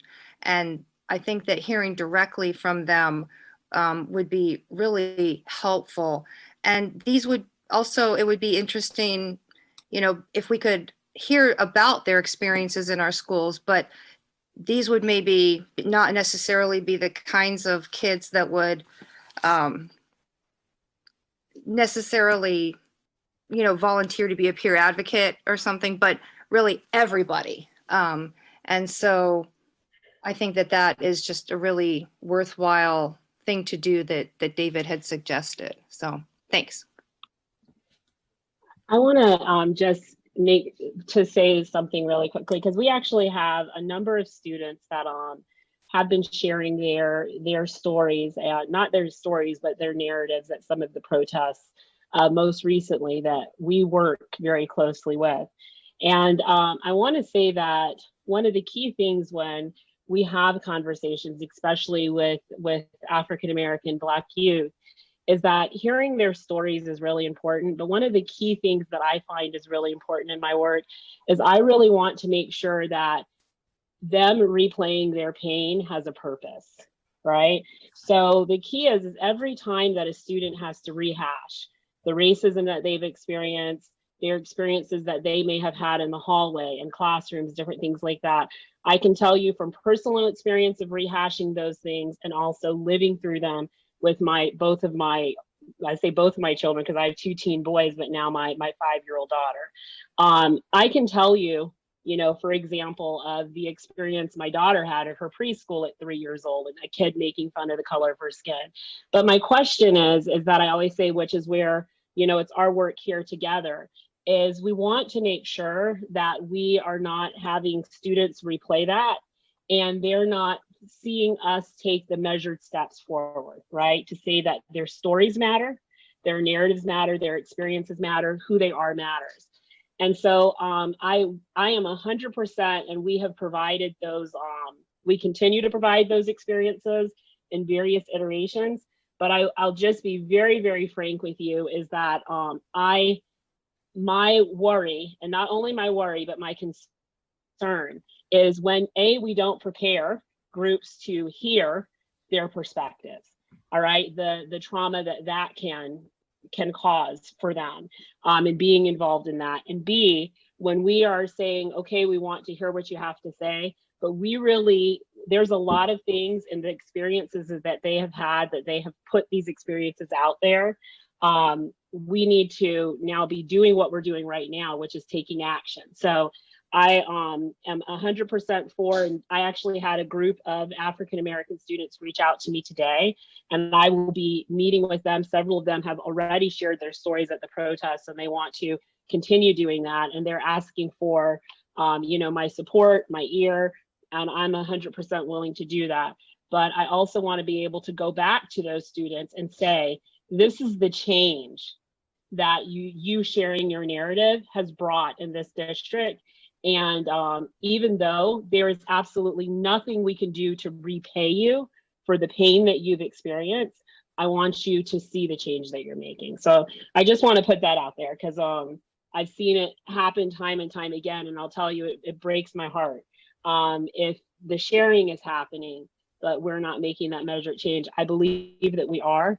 But I just want to encourage us to continue to take those steps forward, so that their sharing is not for nothing. So. Other board member comments? Amy, did you have your hand up again? Okay. No, sorry, I guess it didn't get there. I'm Oh, down. that's okay. Other questions? Okay. Saria, thank you so much. I can imagine trying to, restart this work after an interruption like this pandemic is really, really challenging. But it's And all worth it. Yeah, the perspective on needing to bring trauma-informed care into our district. This is a really critical time period for that. So, Thank you, everyone. Thank you. Thanks, Saria. And Saria has been attending all of our health and wellness updates, which is our next report. And she'll continue to be part of that. So I know we're pulling her in several ways, and her voice in those meetings is valued and appreciated as well. So you want us to move on to So the next item. Yeah. So item B is also under student learning. We'll be looking at the pandemic safety plan, some process information. This will be shown in attachment 7B on the agenda. I'm going to kick it off. Then I'm going to ask Jean Knaus, heads up student services, and she and Will Stout are co-chairing. I know because of Jean's role with all of our nursing staff and her role with the integrated mental health team for our region. And obviously all of her relationships are critical to the development of our health plan. Jean's with us. We're anticipating PDE is going to provide us educational planning guidelines here in the near future. Right now, we have the safety plan guidelines, and we're working through a sizable template to bring forward to not only the CACs that pertain to the board with facilities, with athletics, and with safety, but then also to the board facilities and grounds committee and the full board. So we're looking at several iterations with your advisory committees, which have board liaisons, as well as with the board committee and full board this month. And we really are developing that first. We don't have enough information pertaining to the educational requirements or changes. I know once we get PD's guidelines and any changes to requirements, we'll share those with the board, and they'll flow through right through our educational model teams as we work through that as well. On the 23rd, we're looking for the board facility and grounds agenda to have the draft safety plan, and then to the full board on the 29th is our hope to have a draft for the full board to consider, discuss, and question members of our team. I also mentioned the CACs. We're also going to share this with all employees and families, and we'll get some type of update out within 2 weeks as to where we are with things, including what we bring forward to the board. And at that point, I'm going to turn it over to Jean for our update and get this to some Q&A with the board. And our intent tonight is to share an overview of where we are. We just received this information a week ago, and we've assembled some teams. And so Jean, how about if you take it away? Sure. Thanks, Bob. Thanks, Jean. So I'd first like to say thank you to all our nurses who've been working very diligently and staying on top of this as much as possible with some limited information that we haven't quite gotten from the Department of Health yet. So in looking at the template that we received about a week and a half ago, we jumped right on it. And some of our first steps is we looked at those 5 areas. There are requirements listed under each of those areas, which you can see the questions below that were associated with them. And we needed to identify what we would do in each phase associated with those areas, when in the yellow phase and in the green phase. We identified a lead person in each category and then a support person. So for example, if it had to do with cafeteria, obviously Megan Shaper would be the lead person, with always having a nurse or medical professional attached to that. And then if it was something that had to deal with screening of our students, of course, the nurse would then be the lead with some support of the principals to identify the systems within. We really took those 5 areas and we divided them up. We have identified a team, which you can see at the bottom of this, that includes people throughout the district and some medical professionals in the area. We had a really great conversation today that with some of our medical providers and our nurses that really kind of shed some light on things for us to think about moving forward and kind of help us with some questions that we were thinking about with the education plan, and keeping in mind that all of this is really just to reduce the risk of being exposed and the spreading of it. We're not going to eliminate, of course, but we're doing our best to do those two things. So I'll open up to questions if there's any specifics you want to know about or speak to me about. I'm happy to answer anything. Okay, I'll open that up to the rest of the board for discussion. Scott? Yeah, Jean, thanks. Sure. You actually said something that I was going to ask about, where the intent was to minimize the risk, but we all know we can't eliminate it. And to that point, I'm wondering, I'm not suggesting there needs to be, but I'm just wondering if part of this process is really kind of some sort of a risk matrix that we go through, because we will have an infection at the school and we will have some spread because it's just simply impossible to make it zero. And will we have some way to evaluate the situation that we get into based on a broader risk matrix versus trying to pre-think or pre-plan for every possible situation? And the reason I say that is because we are going to get hit with something that we cannot predict. Right. And if we have something more like a risk matrix that allows us to be flexible and it avoids a knee-jerk reaction to suddenly close the school or something like that because something happens, and we're able to really intelligently communicate, not that we wouldn't be doing that otherwise, but to really communicate to our parents and the kids in the community that we have this in place and we've got it under control relative to what happens with the unforeseen situations that we might get ourselves into. So I don't know whether that makes sense, but that's kind of the first question or comment, and the second, and then I'll just let you answer, is whether we're utilizing any cohort resources. Are we working with other schools, either similar to us or locally, to not completely duplicate the efforts of 5 schools when we can potentially have one focus on this and one focus on that, and then we bring our heads together and we still come up with a plan that's specific for State College, but we don't reinvent the wheel on everything. So that's just a question. Yep. I didn't know whether we were able to utilize any other resources or not. Thanks.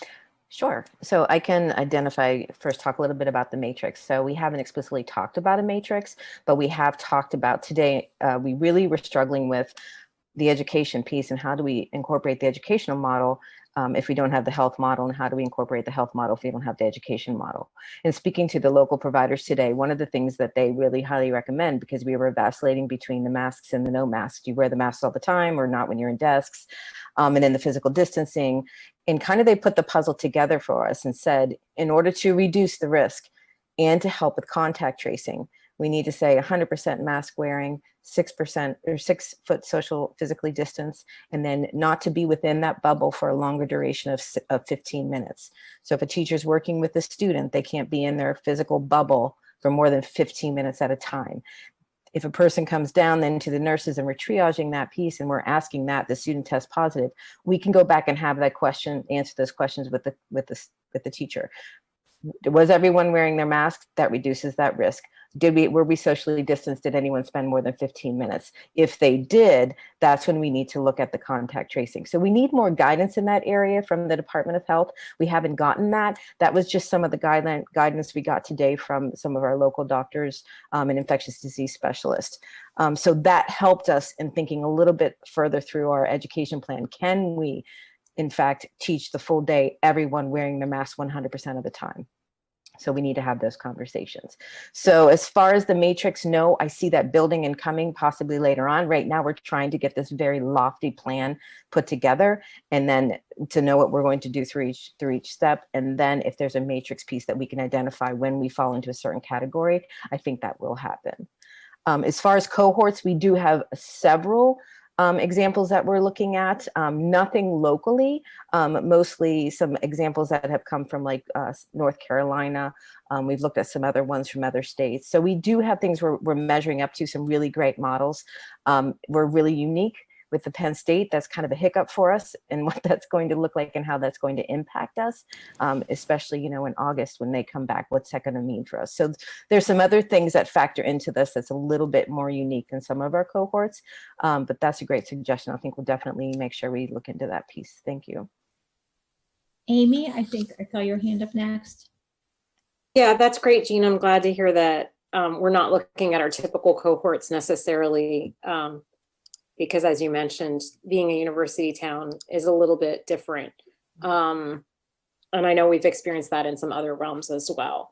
I just want to iterate support actually for having actually planning for a variety of scenarios. I think that come the fall, there's a good chance that the Department of Health is going to continue to be overwhelmed. And while we want to look to those experts for guidance in the short term, there's going to be instances where we're going to have to make decisions quickly. And having a plan in place of what we're going to do at a variety of certain, we actually can very easily predict certain scenarios. This is not an area that, while the virus itself, there's a lot still we're trying to learn. There's certainly a lot we know about how pandemic spread and what close community contacts can facilitate. So, you know, I think one concern I have is that we really carefully iterate not only with contact tracing, but what are going to be our tipping points. You know, I think that there's very likely we have to think of circles of contact. So, you know, I know the educational plan will kind of determine what kinds of groups of students are together.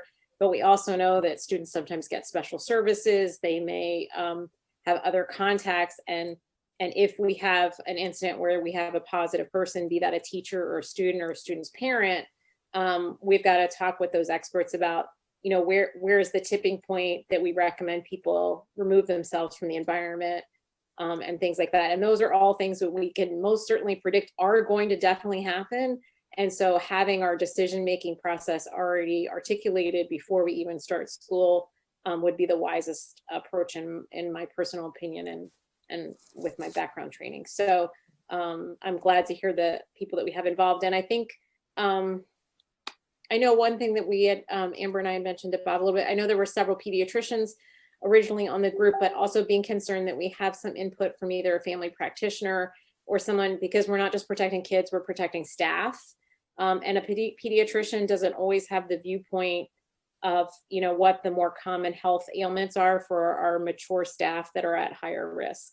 So I just, I know the infectious disease specialist, if she's participating, maybe internal medicine, so she'll have some of that viewpoint, but just want to make sure we get kind of both sides of that extreme, that we're both protecting students and our staff with how we interact. And I know that we've got a long way to go with all this stuff, and you're just in the beginning stages. So I really appreciate the efforts to build an extensive cohort. And you know, with the university here and some epidemiologists in our community, we're fortunate that we can look to hopefully gain some insight from that area as well. So thanks. And we are part of the Integrated Health Planning Group, which includes a lot of family practitioners, local providers, pediatricians, epidemiologists, all of that. So we do have that group to vet some of this information through. We did had a nice conversation today about that tipping point of the matrix. And one of the things that was kind of concerning was allergy season. That's, you know, the coughing and the sneezing. Do we send them home if a child goes home sick or with one of those things they need to be out for 10 days unless they test negative, if they're going to even test? What about the siblings of that child? So what, you know, we just decided we all need to be on the same page, but that could kick into a lot of everything that they're sending kids home could be multiple kids a day. So that's something we really want to make sure we're triaging right. All our sub nurses, all our paras, everyone is on the same page. And then if the child does test positive but has siblings in another building, how are Then- we going to approach that as well? Yep. Because that could be, and another thought that we've had talking about is that, now that the governor has opened up recreational sports, not only will we potentially have our own sports participation, but we have kids that participate in outside sports. And I think we may need to consider trying to assay that from parents at the beginning of the school year, trying to ask them if they can articulate for us expected outside of school activity exposures that they may have, so that we can be more on top of making sure that those, I know there's HIPAA issues in terms of who gets notified of what, but it would be helpful to know potentially where our kids are going after school if they're going places. I would think that that might be something we could voluntarily ask for. I don't know, something to talk about. Yeah, I think I'd like to reiterate some of what Amy was saying before we move on, in terms of that we need to communicate this as a community health plan. It's not simply, and we all know this, but for our community to understand that our planning around how we're going to reopen schools affects our entire community, all of the adults who work in our district, which is, obviously we're one of the largest employers in the area, so that our plan is communicated in a way that it's clear that our priorities are, universal in terms of the health of the community. And we know how significant the impact our school district will have on that potential for community spread, particularly to people who are older and perhaps much more vulnerable, to continue keeping that perspective in everything that we're doing as we're planning. So I saw Dan had his hand up. That's okay, Amber. I've had my question answered. Thank you. Laurel? Yeah, thanks. Couple of questions. One is, thank you for the memo and the outline of how we're working on this. There are several places where it talks about parents being on the committees, and I'm wondering how people are either selected or how they even let you know that they're interested in being on the committees. So one of the pieces that we did, because we needed to move quickly on this, is we do have cross roles. So a lot of people on the committee who work for the district are also parents, but then we also included vetting it through our CACs, which include parents and students and support staff. So I have set up a CAC for the 22nd. We're going to go to facilities and grounds several times before this goes through. So we wanted to make sure we have a student group that if you see at the bottom of the memo, it lists those groups that we wanted to get feedback, have time to bring that back to the team to give any revisions or suggestions to change the plan, so that we have that opportunity to vet through with that both ways. I appreciate the cross roles, and I think that's important. Obviously, probably most of our staff and faculty are parents, but I think even as a board member, I sometimes find when I'm talking with a parent that I know things from having participated in meetings that I forget that they don't know. So I think it's really critical to get people in who have a perspective that's almost less informed in terms of the questions they have, the questions they know their peers will have. And I've certainly heard from people who are very interested in what we're doing, how we're making these decisions. So I encourage casting a wide net to locate people. And I also think it would be, certainly speaking as an individual board member, and I'm only one of 9, but having board members specifically assigned as liaisons. They're on the advisory committees, the CACs, but there are the other committees that are meeting as well that Dr. O'Donnell had mentioned, the 3 main sort of oversight committees. That would help, because I'll be honest that my concern is getting a plan that people have worked very, very hard on, but that for whatever reason, the board members have a real concern about. And though theoretically we might be able, we have to vote on the plan. But realistically, if we want to open in the safest possible way, we need to be ready to approve that plan. And if there are significant questions, that's going to be hard to do. And yet if it's not a matter of just, well, vote it down. No, we'll go back to the drawing board, because time is a critical area, as you've said. So I think the more you can do to be having both input and questions up front, because we were asked for questions. It's hard to even know what questions to ask, not hearing some of the context, because that triggers questions. So I hope we'll be able to look at a way to involve both parents and community members in the broad sense, as well as board members ahead of actually getting a plan.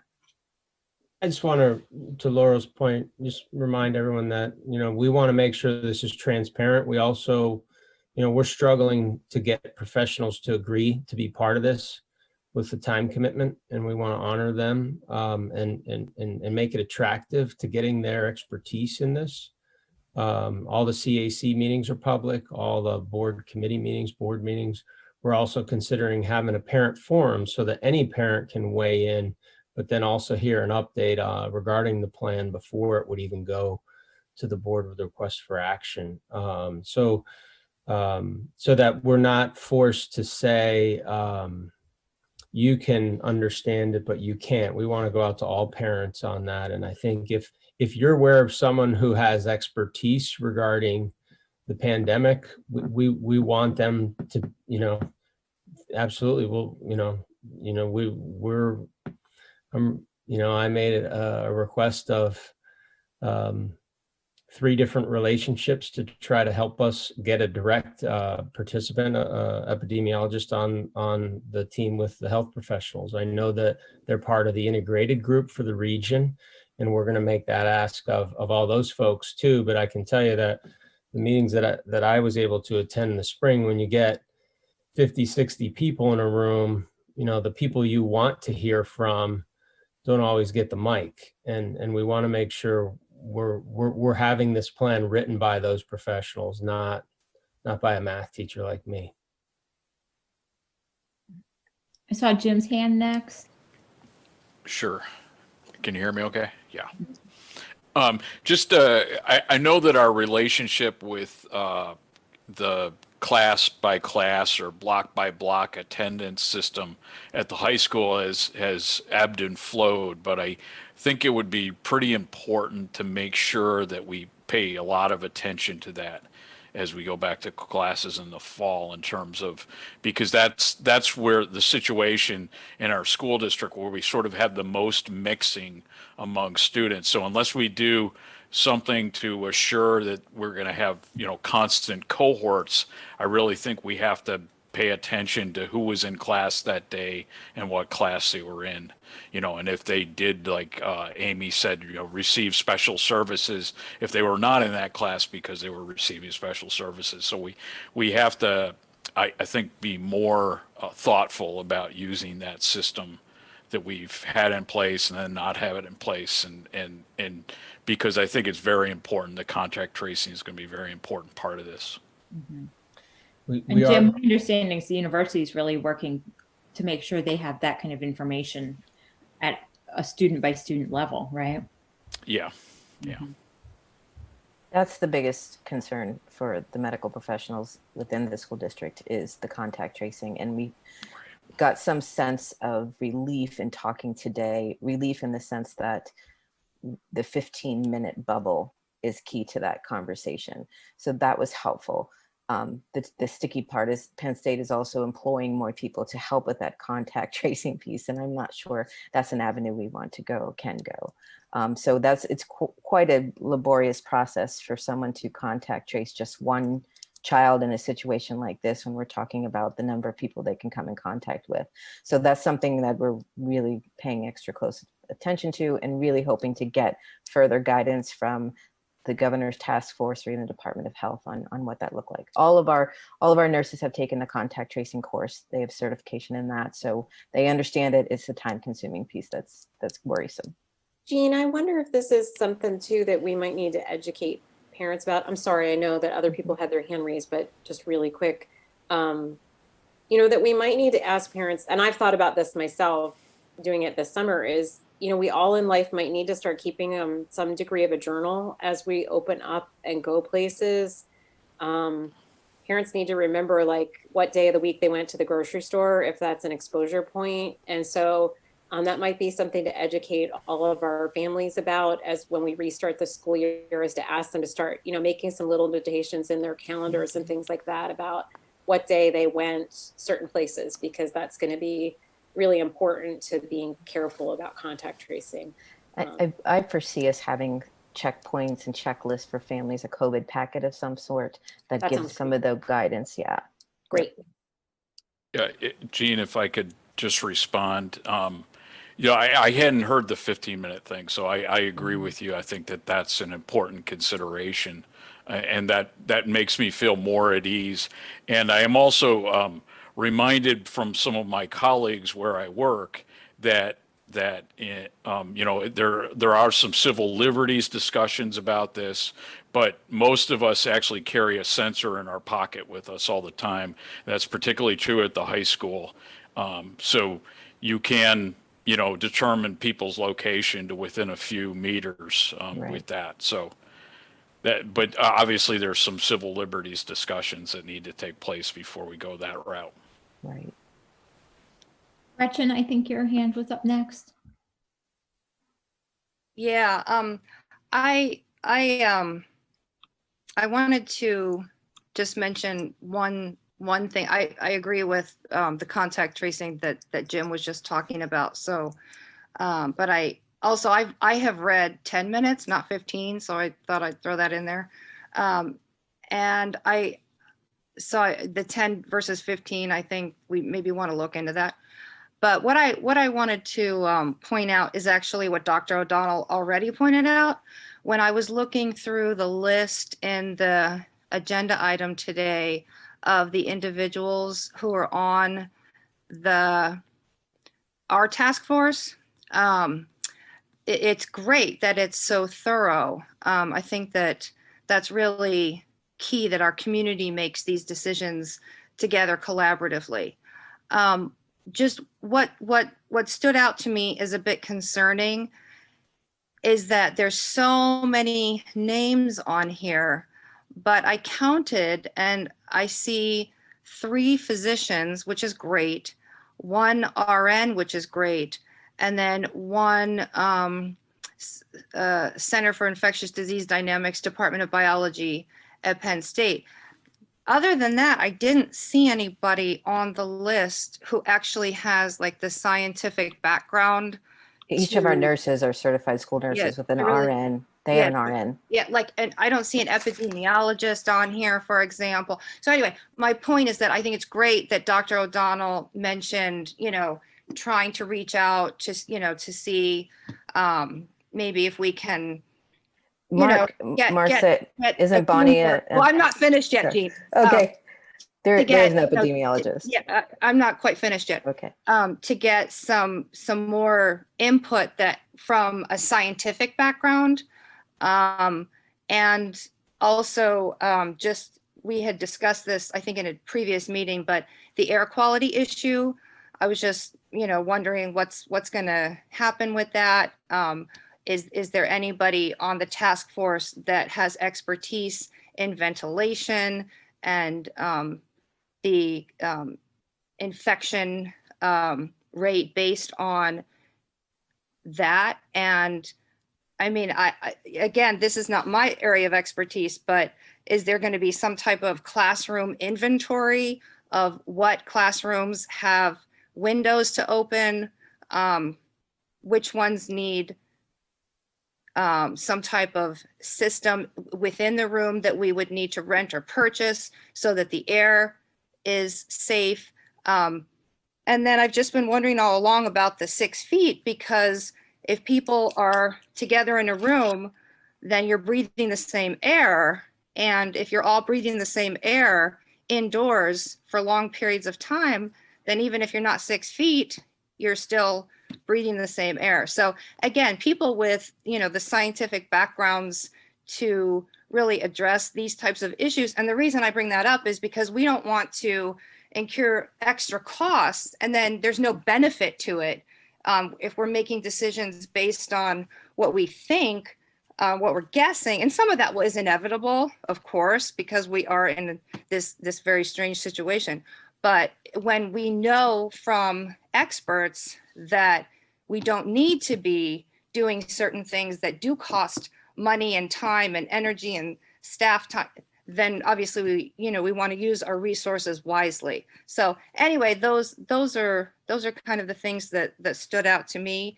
And thank you for listening. Okay, Dan? Yeah, thank you, Amber. And thank you, Jean. Let me lower my hand here. Okay, there we go. I wanted to, a couple of things. One, in the memo, I got the impression that that set of questions that are presented are really from the Department of Health. They're the focal points, if you will. The Department of Health is asking us to attend to in our planning. So there's kind of a comprehensive list of the elements of what would come into a plan, a safety plan, so to speak. There are elements of this. I mean, years and years ago, and it's a long time ago, I worked briefly in a psychiatric hospital setting, and we had a department called infection control. And among the things for that facility, it wasn't a large facility. It was a psychiatric facility. They did treatment for adults and for adolescents and for kids. But one of the things I learned in that setting for the brief time I was working there was about the importance of protocols, the importance of having a specific way that one will deal with questions and problems when they arise, how to recognize them, and that we've done in a uniform sense, that the responses be evidence-based, and it be the same from setting to setting, from person to person. And I think that's one of the challenges that you're going to have in a system as big as ours. I don't think it's insurmountable, but I really appreciate having the fact you have RNs on staff, through the school nurses. They've had through their rotations over the years, they've had opportunities to experience this. And this ties into the communication with families, which we've talked about. If families are getting different messages in different schools under the same circumstances, they're going to spot it in a heartbeat. And it's going to raise a lot of anxiety and a lot of fear. So to the extent that we can have these protocols in place, people following them in an agreed upon fashion and properly trained, frankly, from the classroom teacher, which all the way up, if you will, up the chain of command. And obviously the school nurses will be more informed than others. But I think it's going to be really crucial from what you've described and from the outline that's in the memo and the people involved. There's a lot to do to create this organization and to create the procedures and protocols that you want to follow. So, but I really admire your efforts to grab hold of this challenge, and I'm looking forward to hearing more about how things develop. Thanks, Dan. And we have a close community of nurses that work very closely together, and their number one goal is to make sure we're uniform across K-12. That's one of the biggest keys, and knowing that we need to make sure what we're doing in one, we're doing in the other. We're having standard operating procedures that are very prescribed and step-by-step, right down to the quarantine room. What room did the child get triaged in? All of that. Great, wonderful, thank you. Yep. So I have a couple questions and then sort of it's a point to make here. I think it's really critical we're getting to the extent that we can get expertise that is focused on epidemiology or public health perspectives, experts who may understand to a greater degree than, we're really fortunate to have physicians on this team, but they have to be very focused on what's happening clinically, which may be somewhat of a different focus than the disease dynamics when we're talking about community spread. So really making sure we have that kind of expertise. I'm really glad we're going to be moving in that direction, and that's really important part of this planning. When we're thinking about issues like contact tracing and how we're handling Or were we more, or, student A and student B more than 6 feet in proximity? For how long? I think we really need to demand that the State Department of Health or State Department of Education collaboratively need to do. Every school in the state is going to be having some of these same issues. So there really ought to be some common guidance from the state of Pennsylvania in terms of the Department of Health on the effectiveness of that kind of social distancing in a classroom over a period of hours with students wearing masks. I feel like there's an extent to which the questions that the state is asking us to answer through this planning process, some of those seem like questions that they should be providing more guidance to us in a proactive manner, because they do have the staff at the state level to be able to provide some of those answers and give us more direct instructions in terms of how we handle, whether it's contact tracing under various circumstances, and what the value of being 6 feet apart with or without masks, or, questions about how long you can be in proximity before you're really exposed. So because these are not in any way unique to us, I think trying to demand that the state provide some uniform guidance would be, probably something we should be pushing for, over the course of the next month or so, if we have opportunities to have interactions with them. But in the absence of that, really getting local expertise from people who are studying this disease particularly, I think is really important. So, Amber, and then, we really Dr. O'Donnell.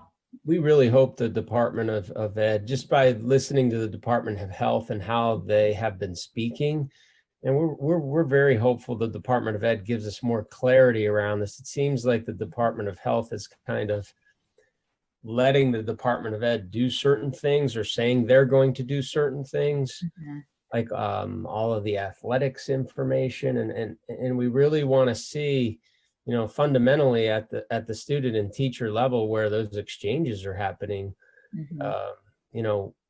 why we have to go recreate that locally about what are best practices relating to this disease and safety, when you're right, all 500 districts in the state are facing this same question.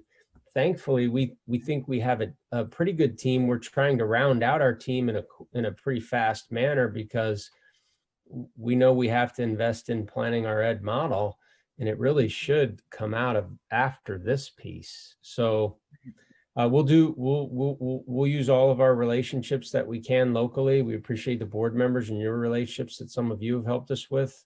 And we'll continue to work on this locally. We're hoping the Department of Ed gets their information out. I was told potentially as early as the 15th, but we didn't receive anything today.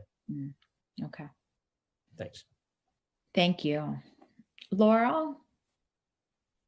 Yeah, thanks. I was just following up on the comments earlier with the committees, and that they're open. They are open, but I think it might be helpful to have even a page that people could go to find out about those. So I just searched through the calendar, and for instance, our CAC meetings don't even appear on the district calendar. So I think having an open meeting, if people can't easily find out that it's happening, makes it harder to get the information and find out what's going on. So I think the more we can do to ensure that anyone who is interested in finding out things knows as they occur would be helpful. Thanks, Laura. I did post on the CAC calendar, I put a public Zoom link for it, but if it doesn't go into the district one, that's a good point. Thank you. Yep. Scott, I see your hand. Is that for me, Amber? Yeah. Yeah. Yeah, Bob, I hold out hope that your expectation for PDE and Department of Health in Harrisburg actually comes through. But I think that we are, spitting in the wind, as the saying goes, if we think that Harrisburg is actually going to take any level of risk associated with this. So, they're going to do everything that they can to be broad. And I think on one hand, that's good because it gives us flexibility, but on the other hand, it reduces anyone's ability to go back and say, well, PD told us to do that, or PD told us to do this, or Department of Health told us to do whatever. So, I think unfortunately, we are going to be in the position where we're going to be creating this ourselves and floundering and relying on local knowledge and experts and things like that. And it's just going to stink. But, and I know you guys are not waiting for PD to come out with something. We had to wait to some degree, but I know you guys are pressing forward. I hope they do, but just as a comment, I certainly am not holding out hope. So. Other questions? Yeah, I mean, Scott, I agree that we can't hold our breath and hope, and that's why we need to move forward with getting the expertise, in terms of consulting with us directly. But it's a little frustrating to have to be in a situation locally where we're, having to invent the wheel here, when they certainly have on staff there some of the expertise that we really need access to. So, okay. Other questions?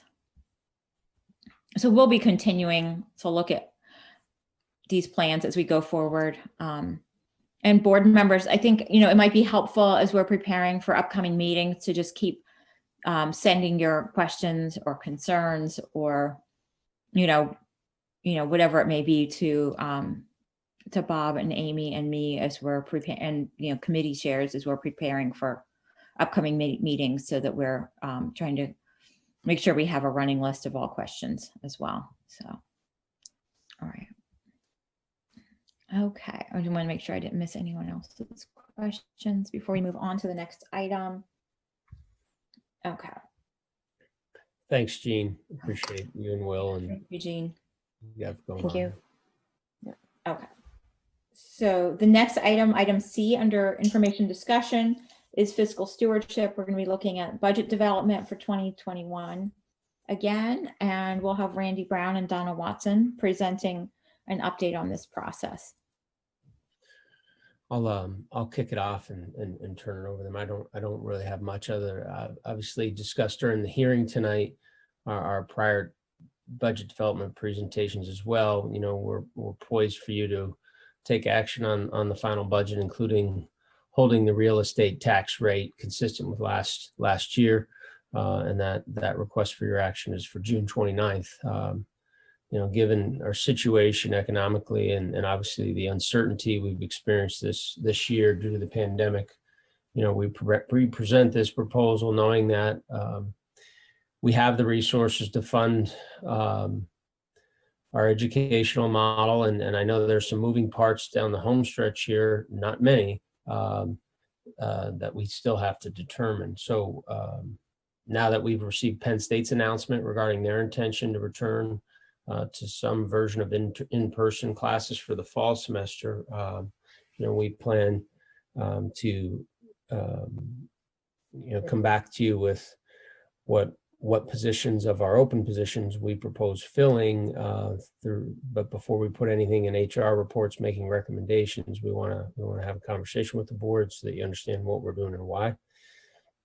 And then also begin our searches, because we know we're working on a shorter time frame than we usually do when we're seeking positions in the springtime. So I'd like to thank the board for your work with us throughout the spring on this and the changes that we've made and all the committee meetings that you've engaged in. So now I want to thank Randy and Donna and turn it over to them.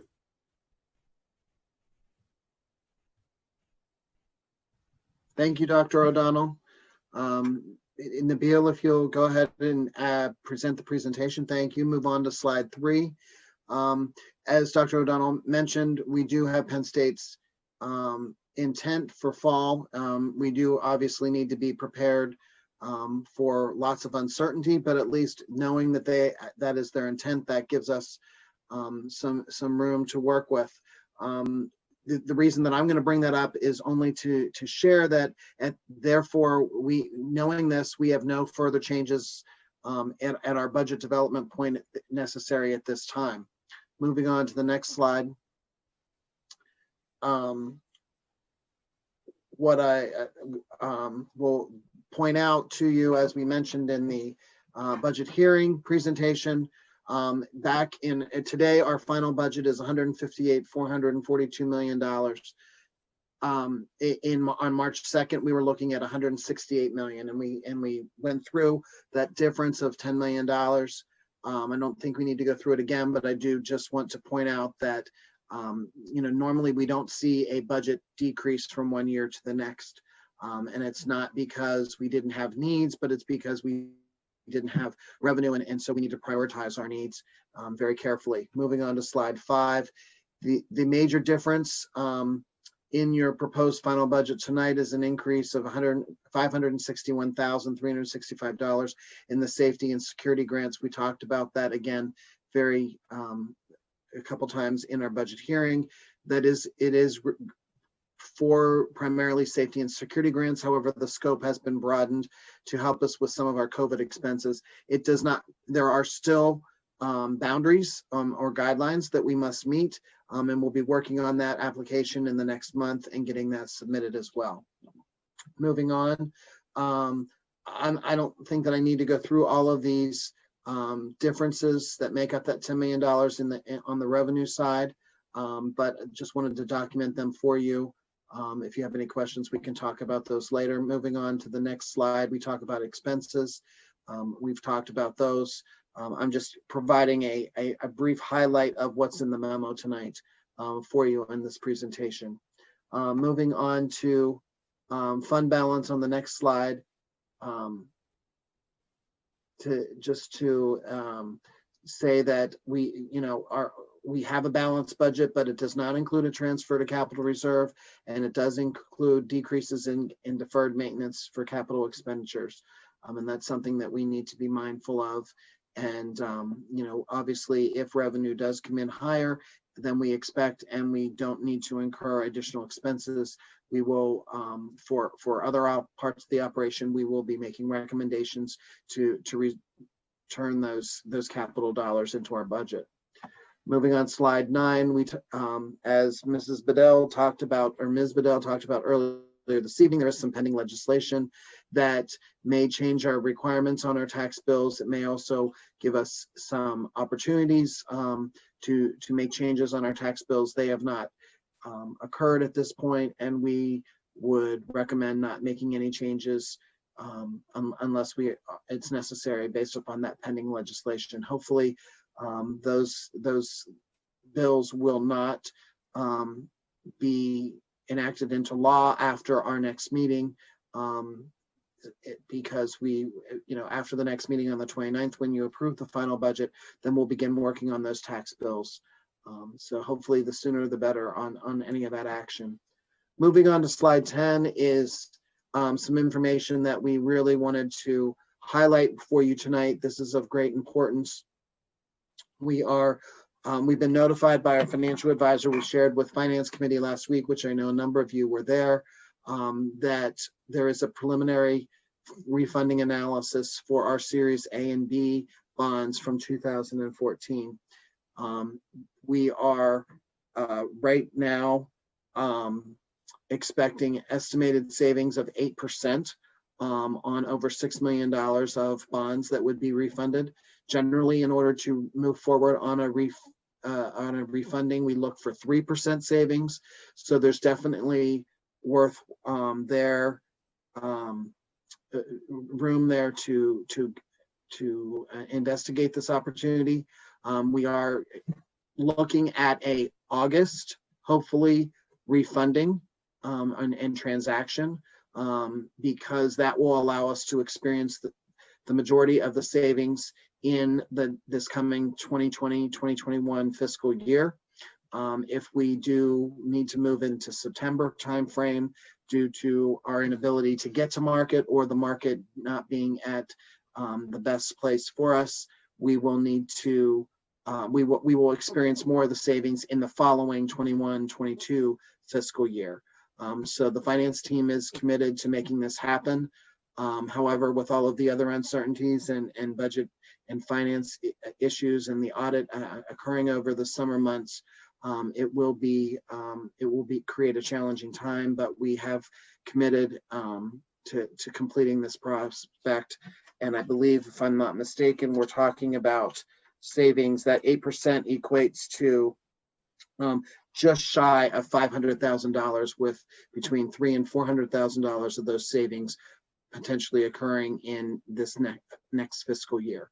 So it is an opportunity that we need to take advantage of, and we are committed to that. And we just wanted to make sure that we communicated that with you. The next slide is just all of our steps that we've taken in our timeline of budget development. So I don't have anything else to share. If there's any comments or questions that you'd like to make, Mrs. Watson and myself are here to answer those.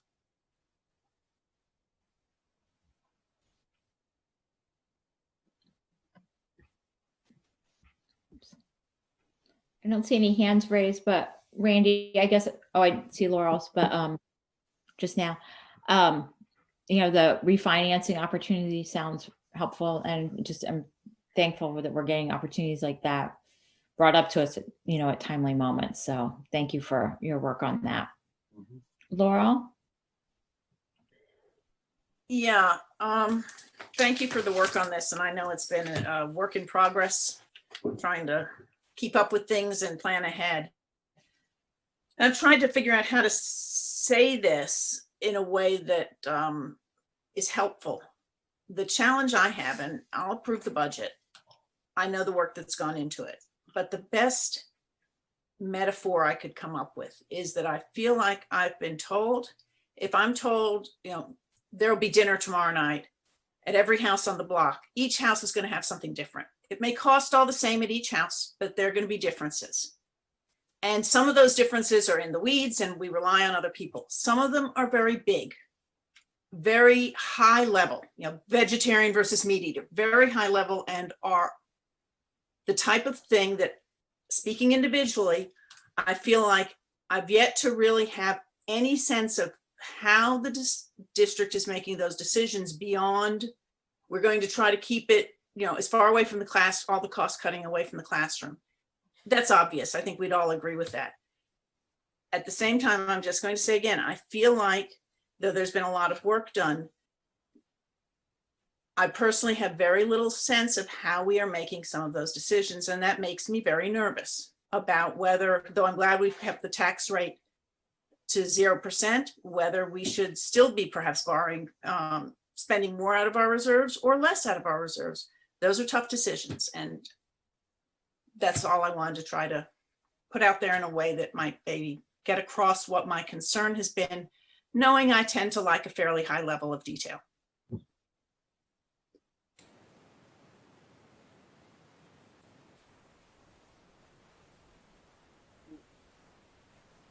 The best thing that I'm sorry, go ahead. No, I just was saying you're on mute. Sorry. I just wanted to say that, there are more uncertainties than ever at this point in time. And we need to, we feel the need to provide a balanced budget with no tax increase because of the economic uncertainties. And, a lot of our decisions are going to have to be made based upon our educational model and the number of students that actually are going to show up in the fall and preparing for those students. And so those are uncertainties that we've never felt before. And so explaining, planning ahead for that is very different. And so that's why there is that higher level of uncertainty. And I apologize, but that's the situation that we're in right now. I mean, we haven't posted any positions, or so of the positions that are open. Obviously, we haven't asked to furlough any positions. We haven't posted any positions. We haven't made any decisions on those.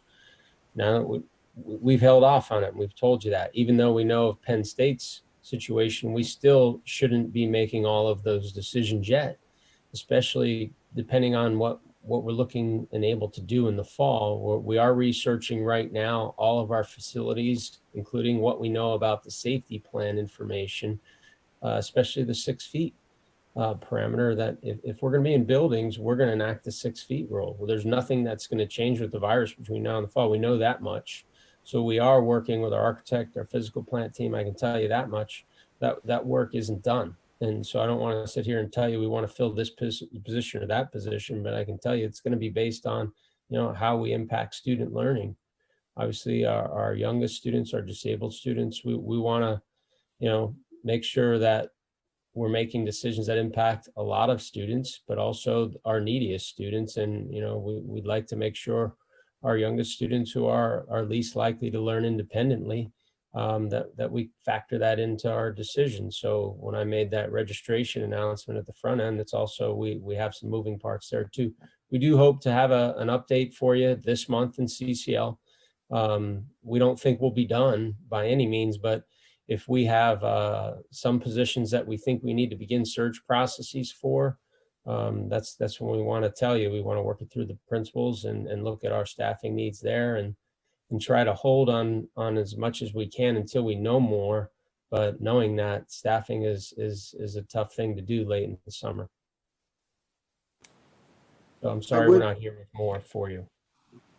I would like to, I meant to include in my report or in my remarks earlier that the CEC for Finance Committee has been given access to all of your materials. We have not met due to the pandemic. I was not able to make something work.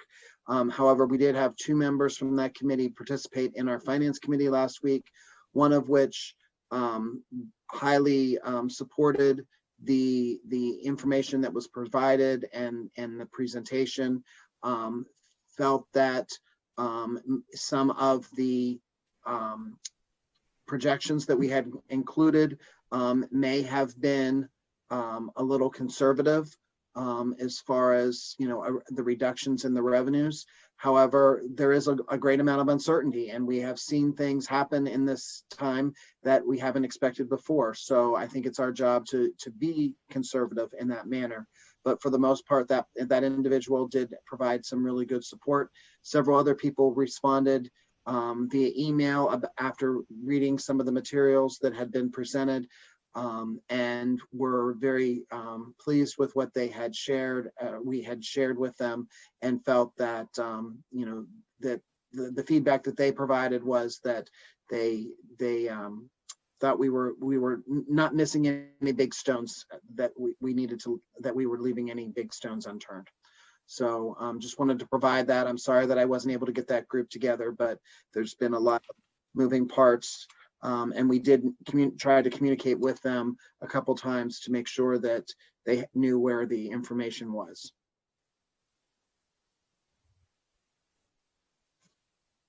Jim? So just a couple things. Again, Randy, thanks to you and your team there's a lot of uncertainty around this, and I'm glad we're waiting as long as possible to finalize the budget. But even at that point, there's a lot of things we won't know. We won't know until we're into the fall, we're into the budget. The other thing I'd like to mention is I am grateful, and I said this at our finance committee meeting. I'm grateful for the role of the municipal advisor and for them calling to our attention that I would say, a substantial savings, an 8% savings by refinancing the 2014 series. And I'm very grateful for that. At this point, every little bit helps. And I think that's a good move and a good recommendation. So kudos to them for doing that. And it's great that you guys are going to follow up on that. I really appreciate the work that you've done, Randy, and your team. My team is invaluable to me, and I appreciate every member of them, and they are providing great support. And I can say that the finance team has put in more than their fair share of hours during this pandemic and this closure, and found ways to make things happen that I didn't think could happen. So I'm very appreciative, especially of Donna. Thanks. Amy? Yeah, I just wanted to actually, in contrast, say how fortunate I feel to have such a wealth of knowledge as we move towards this decision. I think that with so many variables, having been in a science background, you try to control one variable at a time when you do an experiment.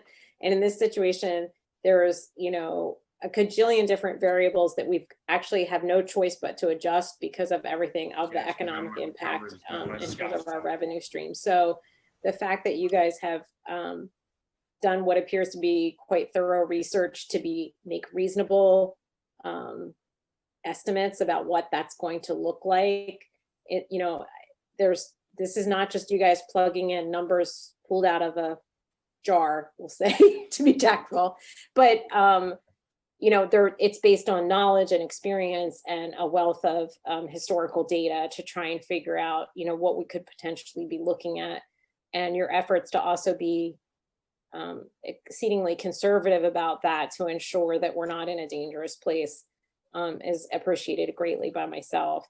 I think that, and from the administration side, in terms of between, putting a halt on all filling of new positions and also the negotiation on Linda's part with all the bargaining units in terms of pay freezes and all that stuff. I mean, there's been a wealth of effort in just the last 2 months to pull all this stuff together and make it successful and collaborate on all different sides of the district so that we can ensure that we feel comfortable having a zero tax change for our constituency and for our community. So, and that's all, credit to Randy and the finance team and those on administration that work to do those things. So while I understand there's a lot of unknowns as we move forward that we're going to have to adjust, I think that we've been very well prepared by the district in terms of what knowledge we can have in advance to be ready to adjust on the fly when those things arise. So based on the insanity of what we're facing, I personally am very grateful and feel as best prepared as I possibly could be moving forward. So I appreciate all that work that you've done. And I feel pretty well educated myself. Thanks. Any other board member questions on budget development or any response in regard to the potential refinancing and moving forward with that? So I think that was something, Randy, you were probably looking for some direction from the board on that item, right? I would definitely pursue that in the schedule that seems to involve something which may not be possible, which is market timing. But to the extent that we could make the most of that, if it's going to recover $500,000 in a budget cycle, that's pretty substantial. And I'm all in favor of doing that. I also appreciate how much additional time that takes. I know that Donna Watson and other members of the team have to commit more time to that. But the value of that, monetary value of that, is pretty substantial. I'm glad you had your ears to the ground listening for that, Randy. Thank you. Mm-hmm. Other questions, comments? Regarding the refunding opportunity, then there'll be a parameters resolution on your next board agenda on the 29th so that we can move forward with that process. And we'll also be recommending, I believe, Donna, if I'm not mistaken, we'll be recommending a negotiated sale just to make it as quick as possible to be responsive to the market. Mm-hmm. Sounds good. Okay, I think we're ready to move on to the next agenda item then.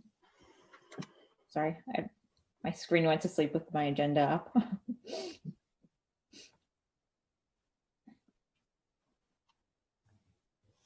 Okay. So we'll be looking at Memorial Field signage request, and this is shown in attachment 7D. So I'll turn it over to Ed Poprick to introduce this item.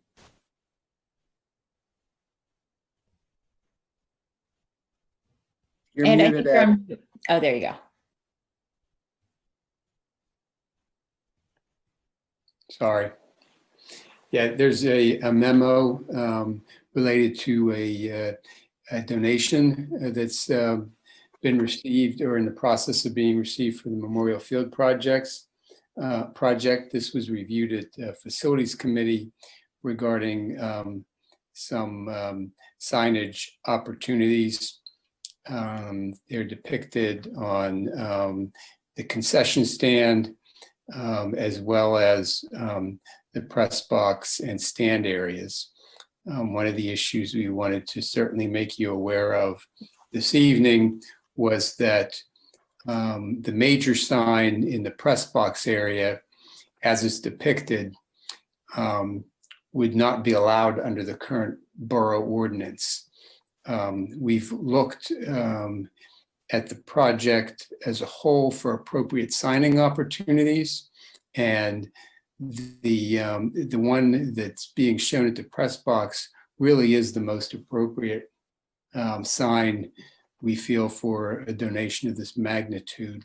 So what the administration has done in conjunction with the architect is request a text amendment with the State College Borough that would allow us to raise what's current limit on a signage height at 25 feet.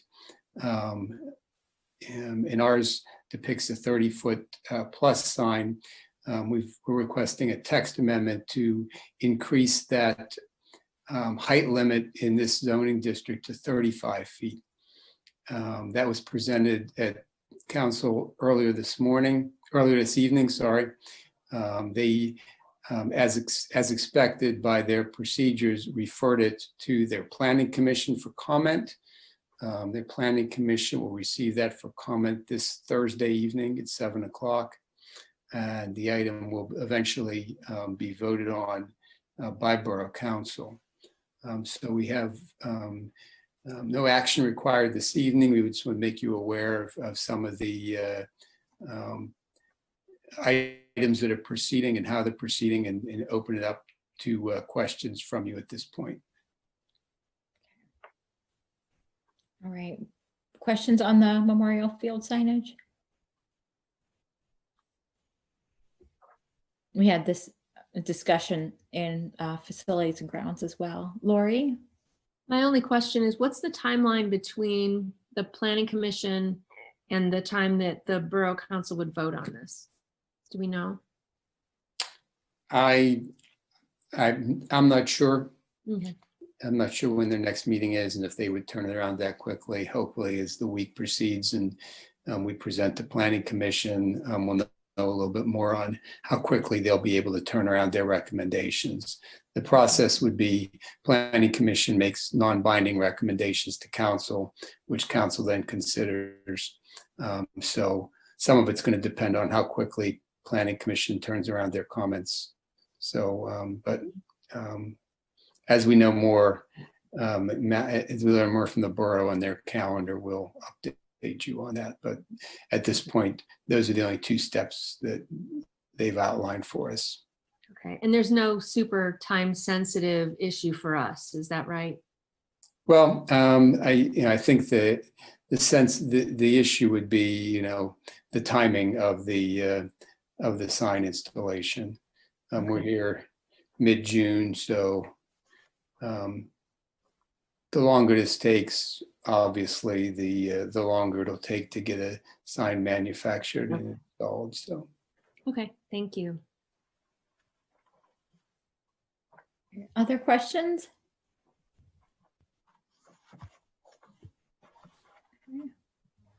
All right, then seeing none, should we move on then from this item? I don't want to miss questions if there's still. Okay. So the next item on the agenda is board committee reports. And we'll start with Facilities and Grounds. Gretchen, would you like to do the update on the Facilities and Grounds Committee? Yeah, I looked over this. Everything was covered in the meeting, so I don't need to provide an update. Great. Okay. Scott, would you like to go over finance? Ditto to what Gretchen said. Everything was covered in the meeting. It was mainly a budget review and update. Great. Okay, so looking forward, we have policy committee meeting tomorrow at 11:30 a.m. Facilities and grounds, June 23rd. CCL committee, June 24th. And the district will be providing details about how to connect to those meetings by Zoom for the general public as we get close to each of those meetings. Moving on then to the board reports, do we have a central intermediate unit report, Dan? Our next IU board meeting is a week from Thursday, so it's prior to our next board meeting, I suppose, but we've not had one since the last time we reviewed the IU status. Okay. Thank you. And SBA, PSBA, David? Sorry, Amber. No, I've got nothing to report there. Okay. Okay, Scott, is there a report from the Ed Foundation? No, we have not had a meeting since the last board meeting. Okay. Have there been any CAC meetings to report on from any of the CAC liaisons? Okay. All right then. So looking forward to future agenda planning. We do have a board meeting on June 29th. Will be our next meeting. And at this point, I would like to ask for a motion to adjourn to executive session. Oh, Laurel? Yeah. In terms of future agenda planning, can we get an update on the playgrounds, please? I don't know if they've gotten permitted and have begun working on them, but if we could get an update, that would be helpful. I'm sure that's probably possible to see what the status is with those. Okay. And then would anyone like to make a motion that we adjourn to executive session? So moved, Grant. Okay, that has been moved and seconded. All in favor of adjourning, aye? Aye. Anyone opposed? Okay, we are adjourned.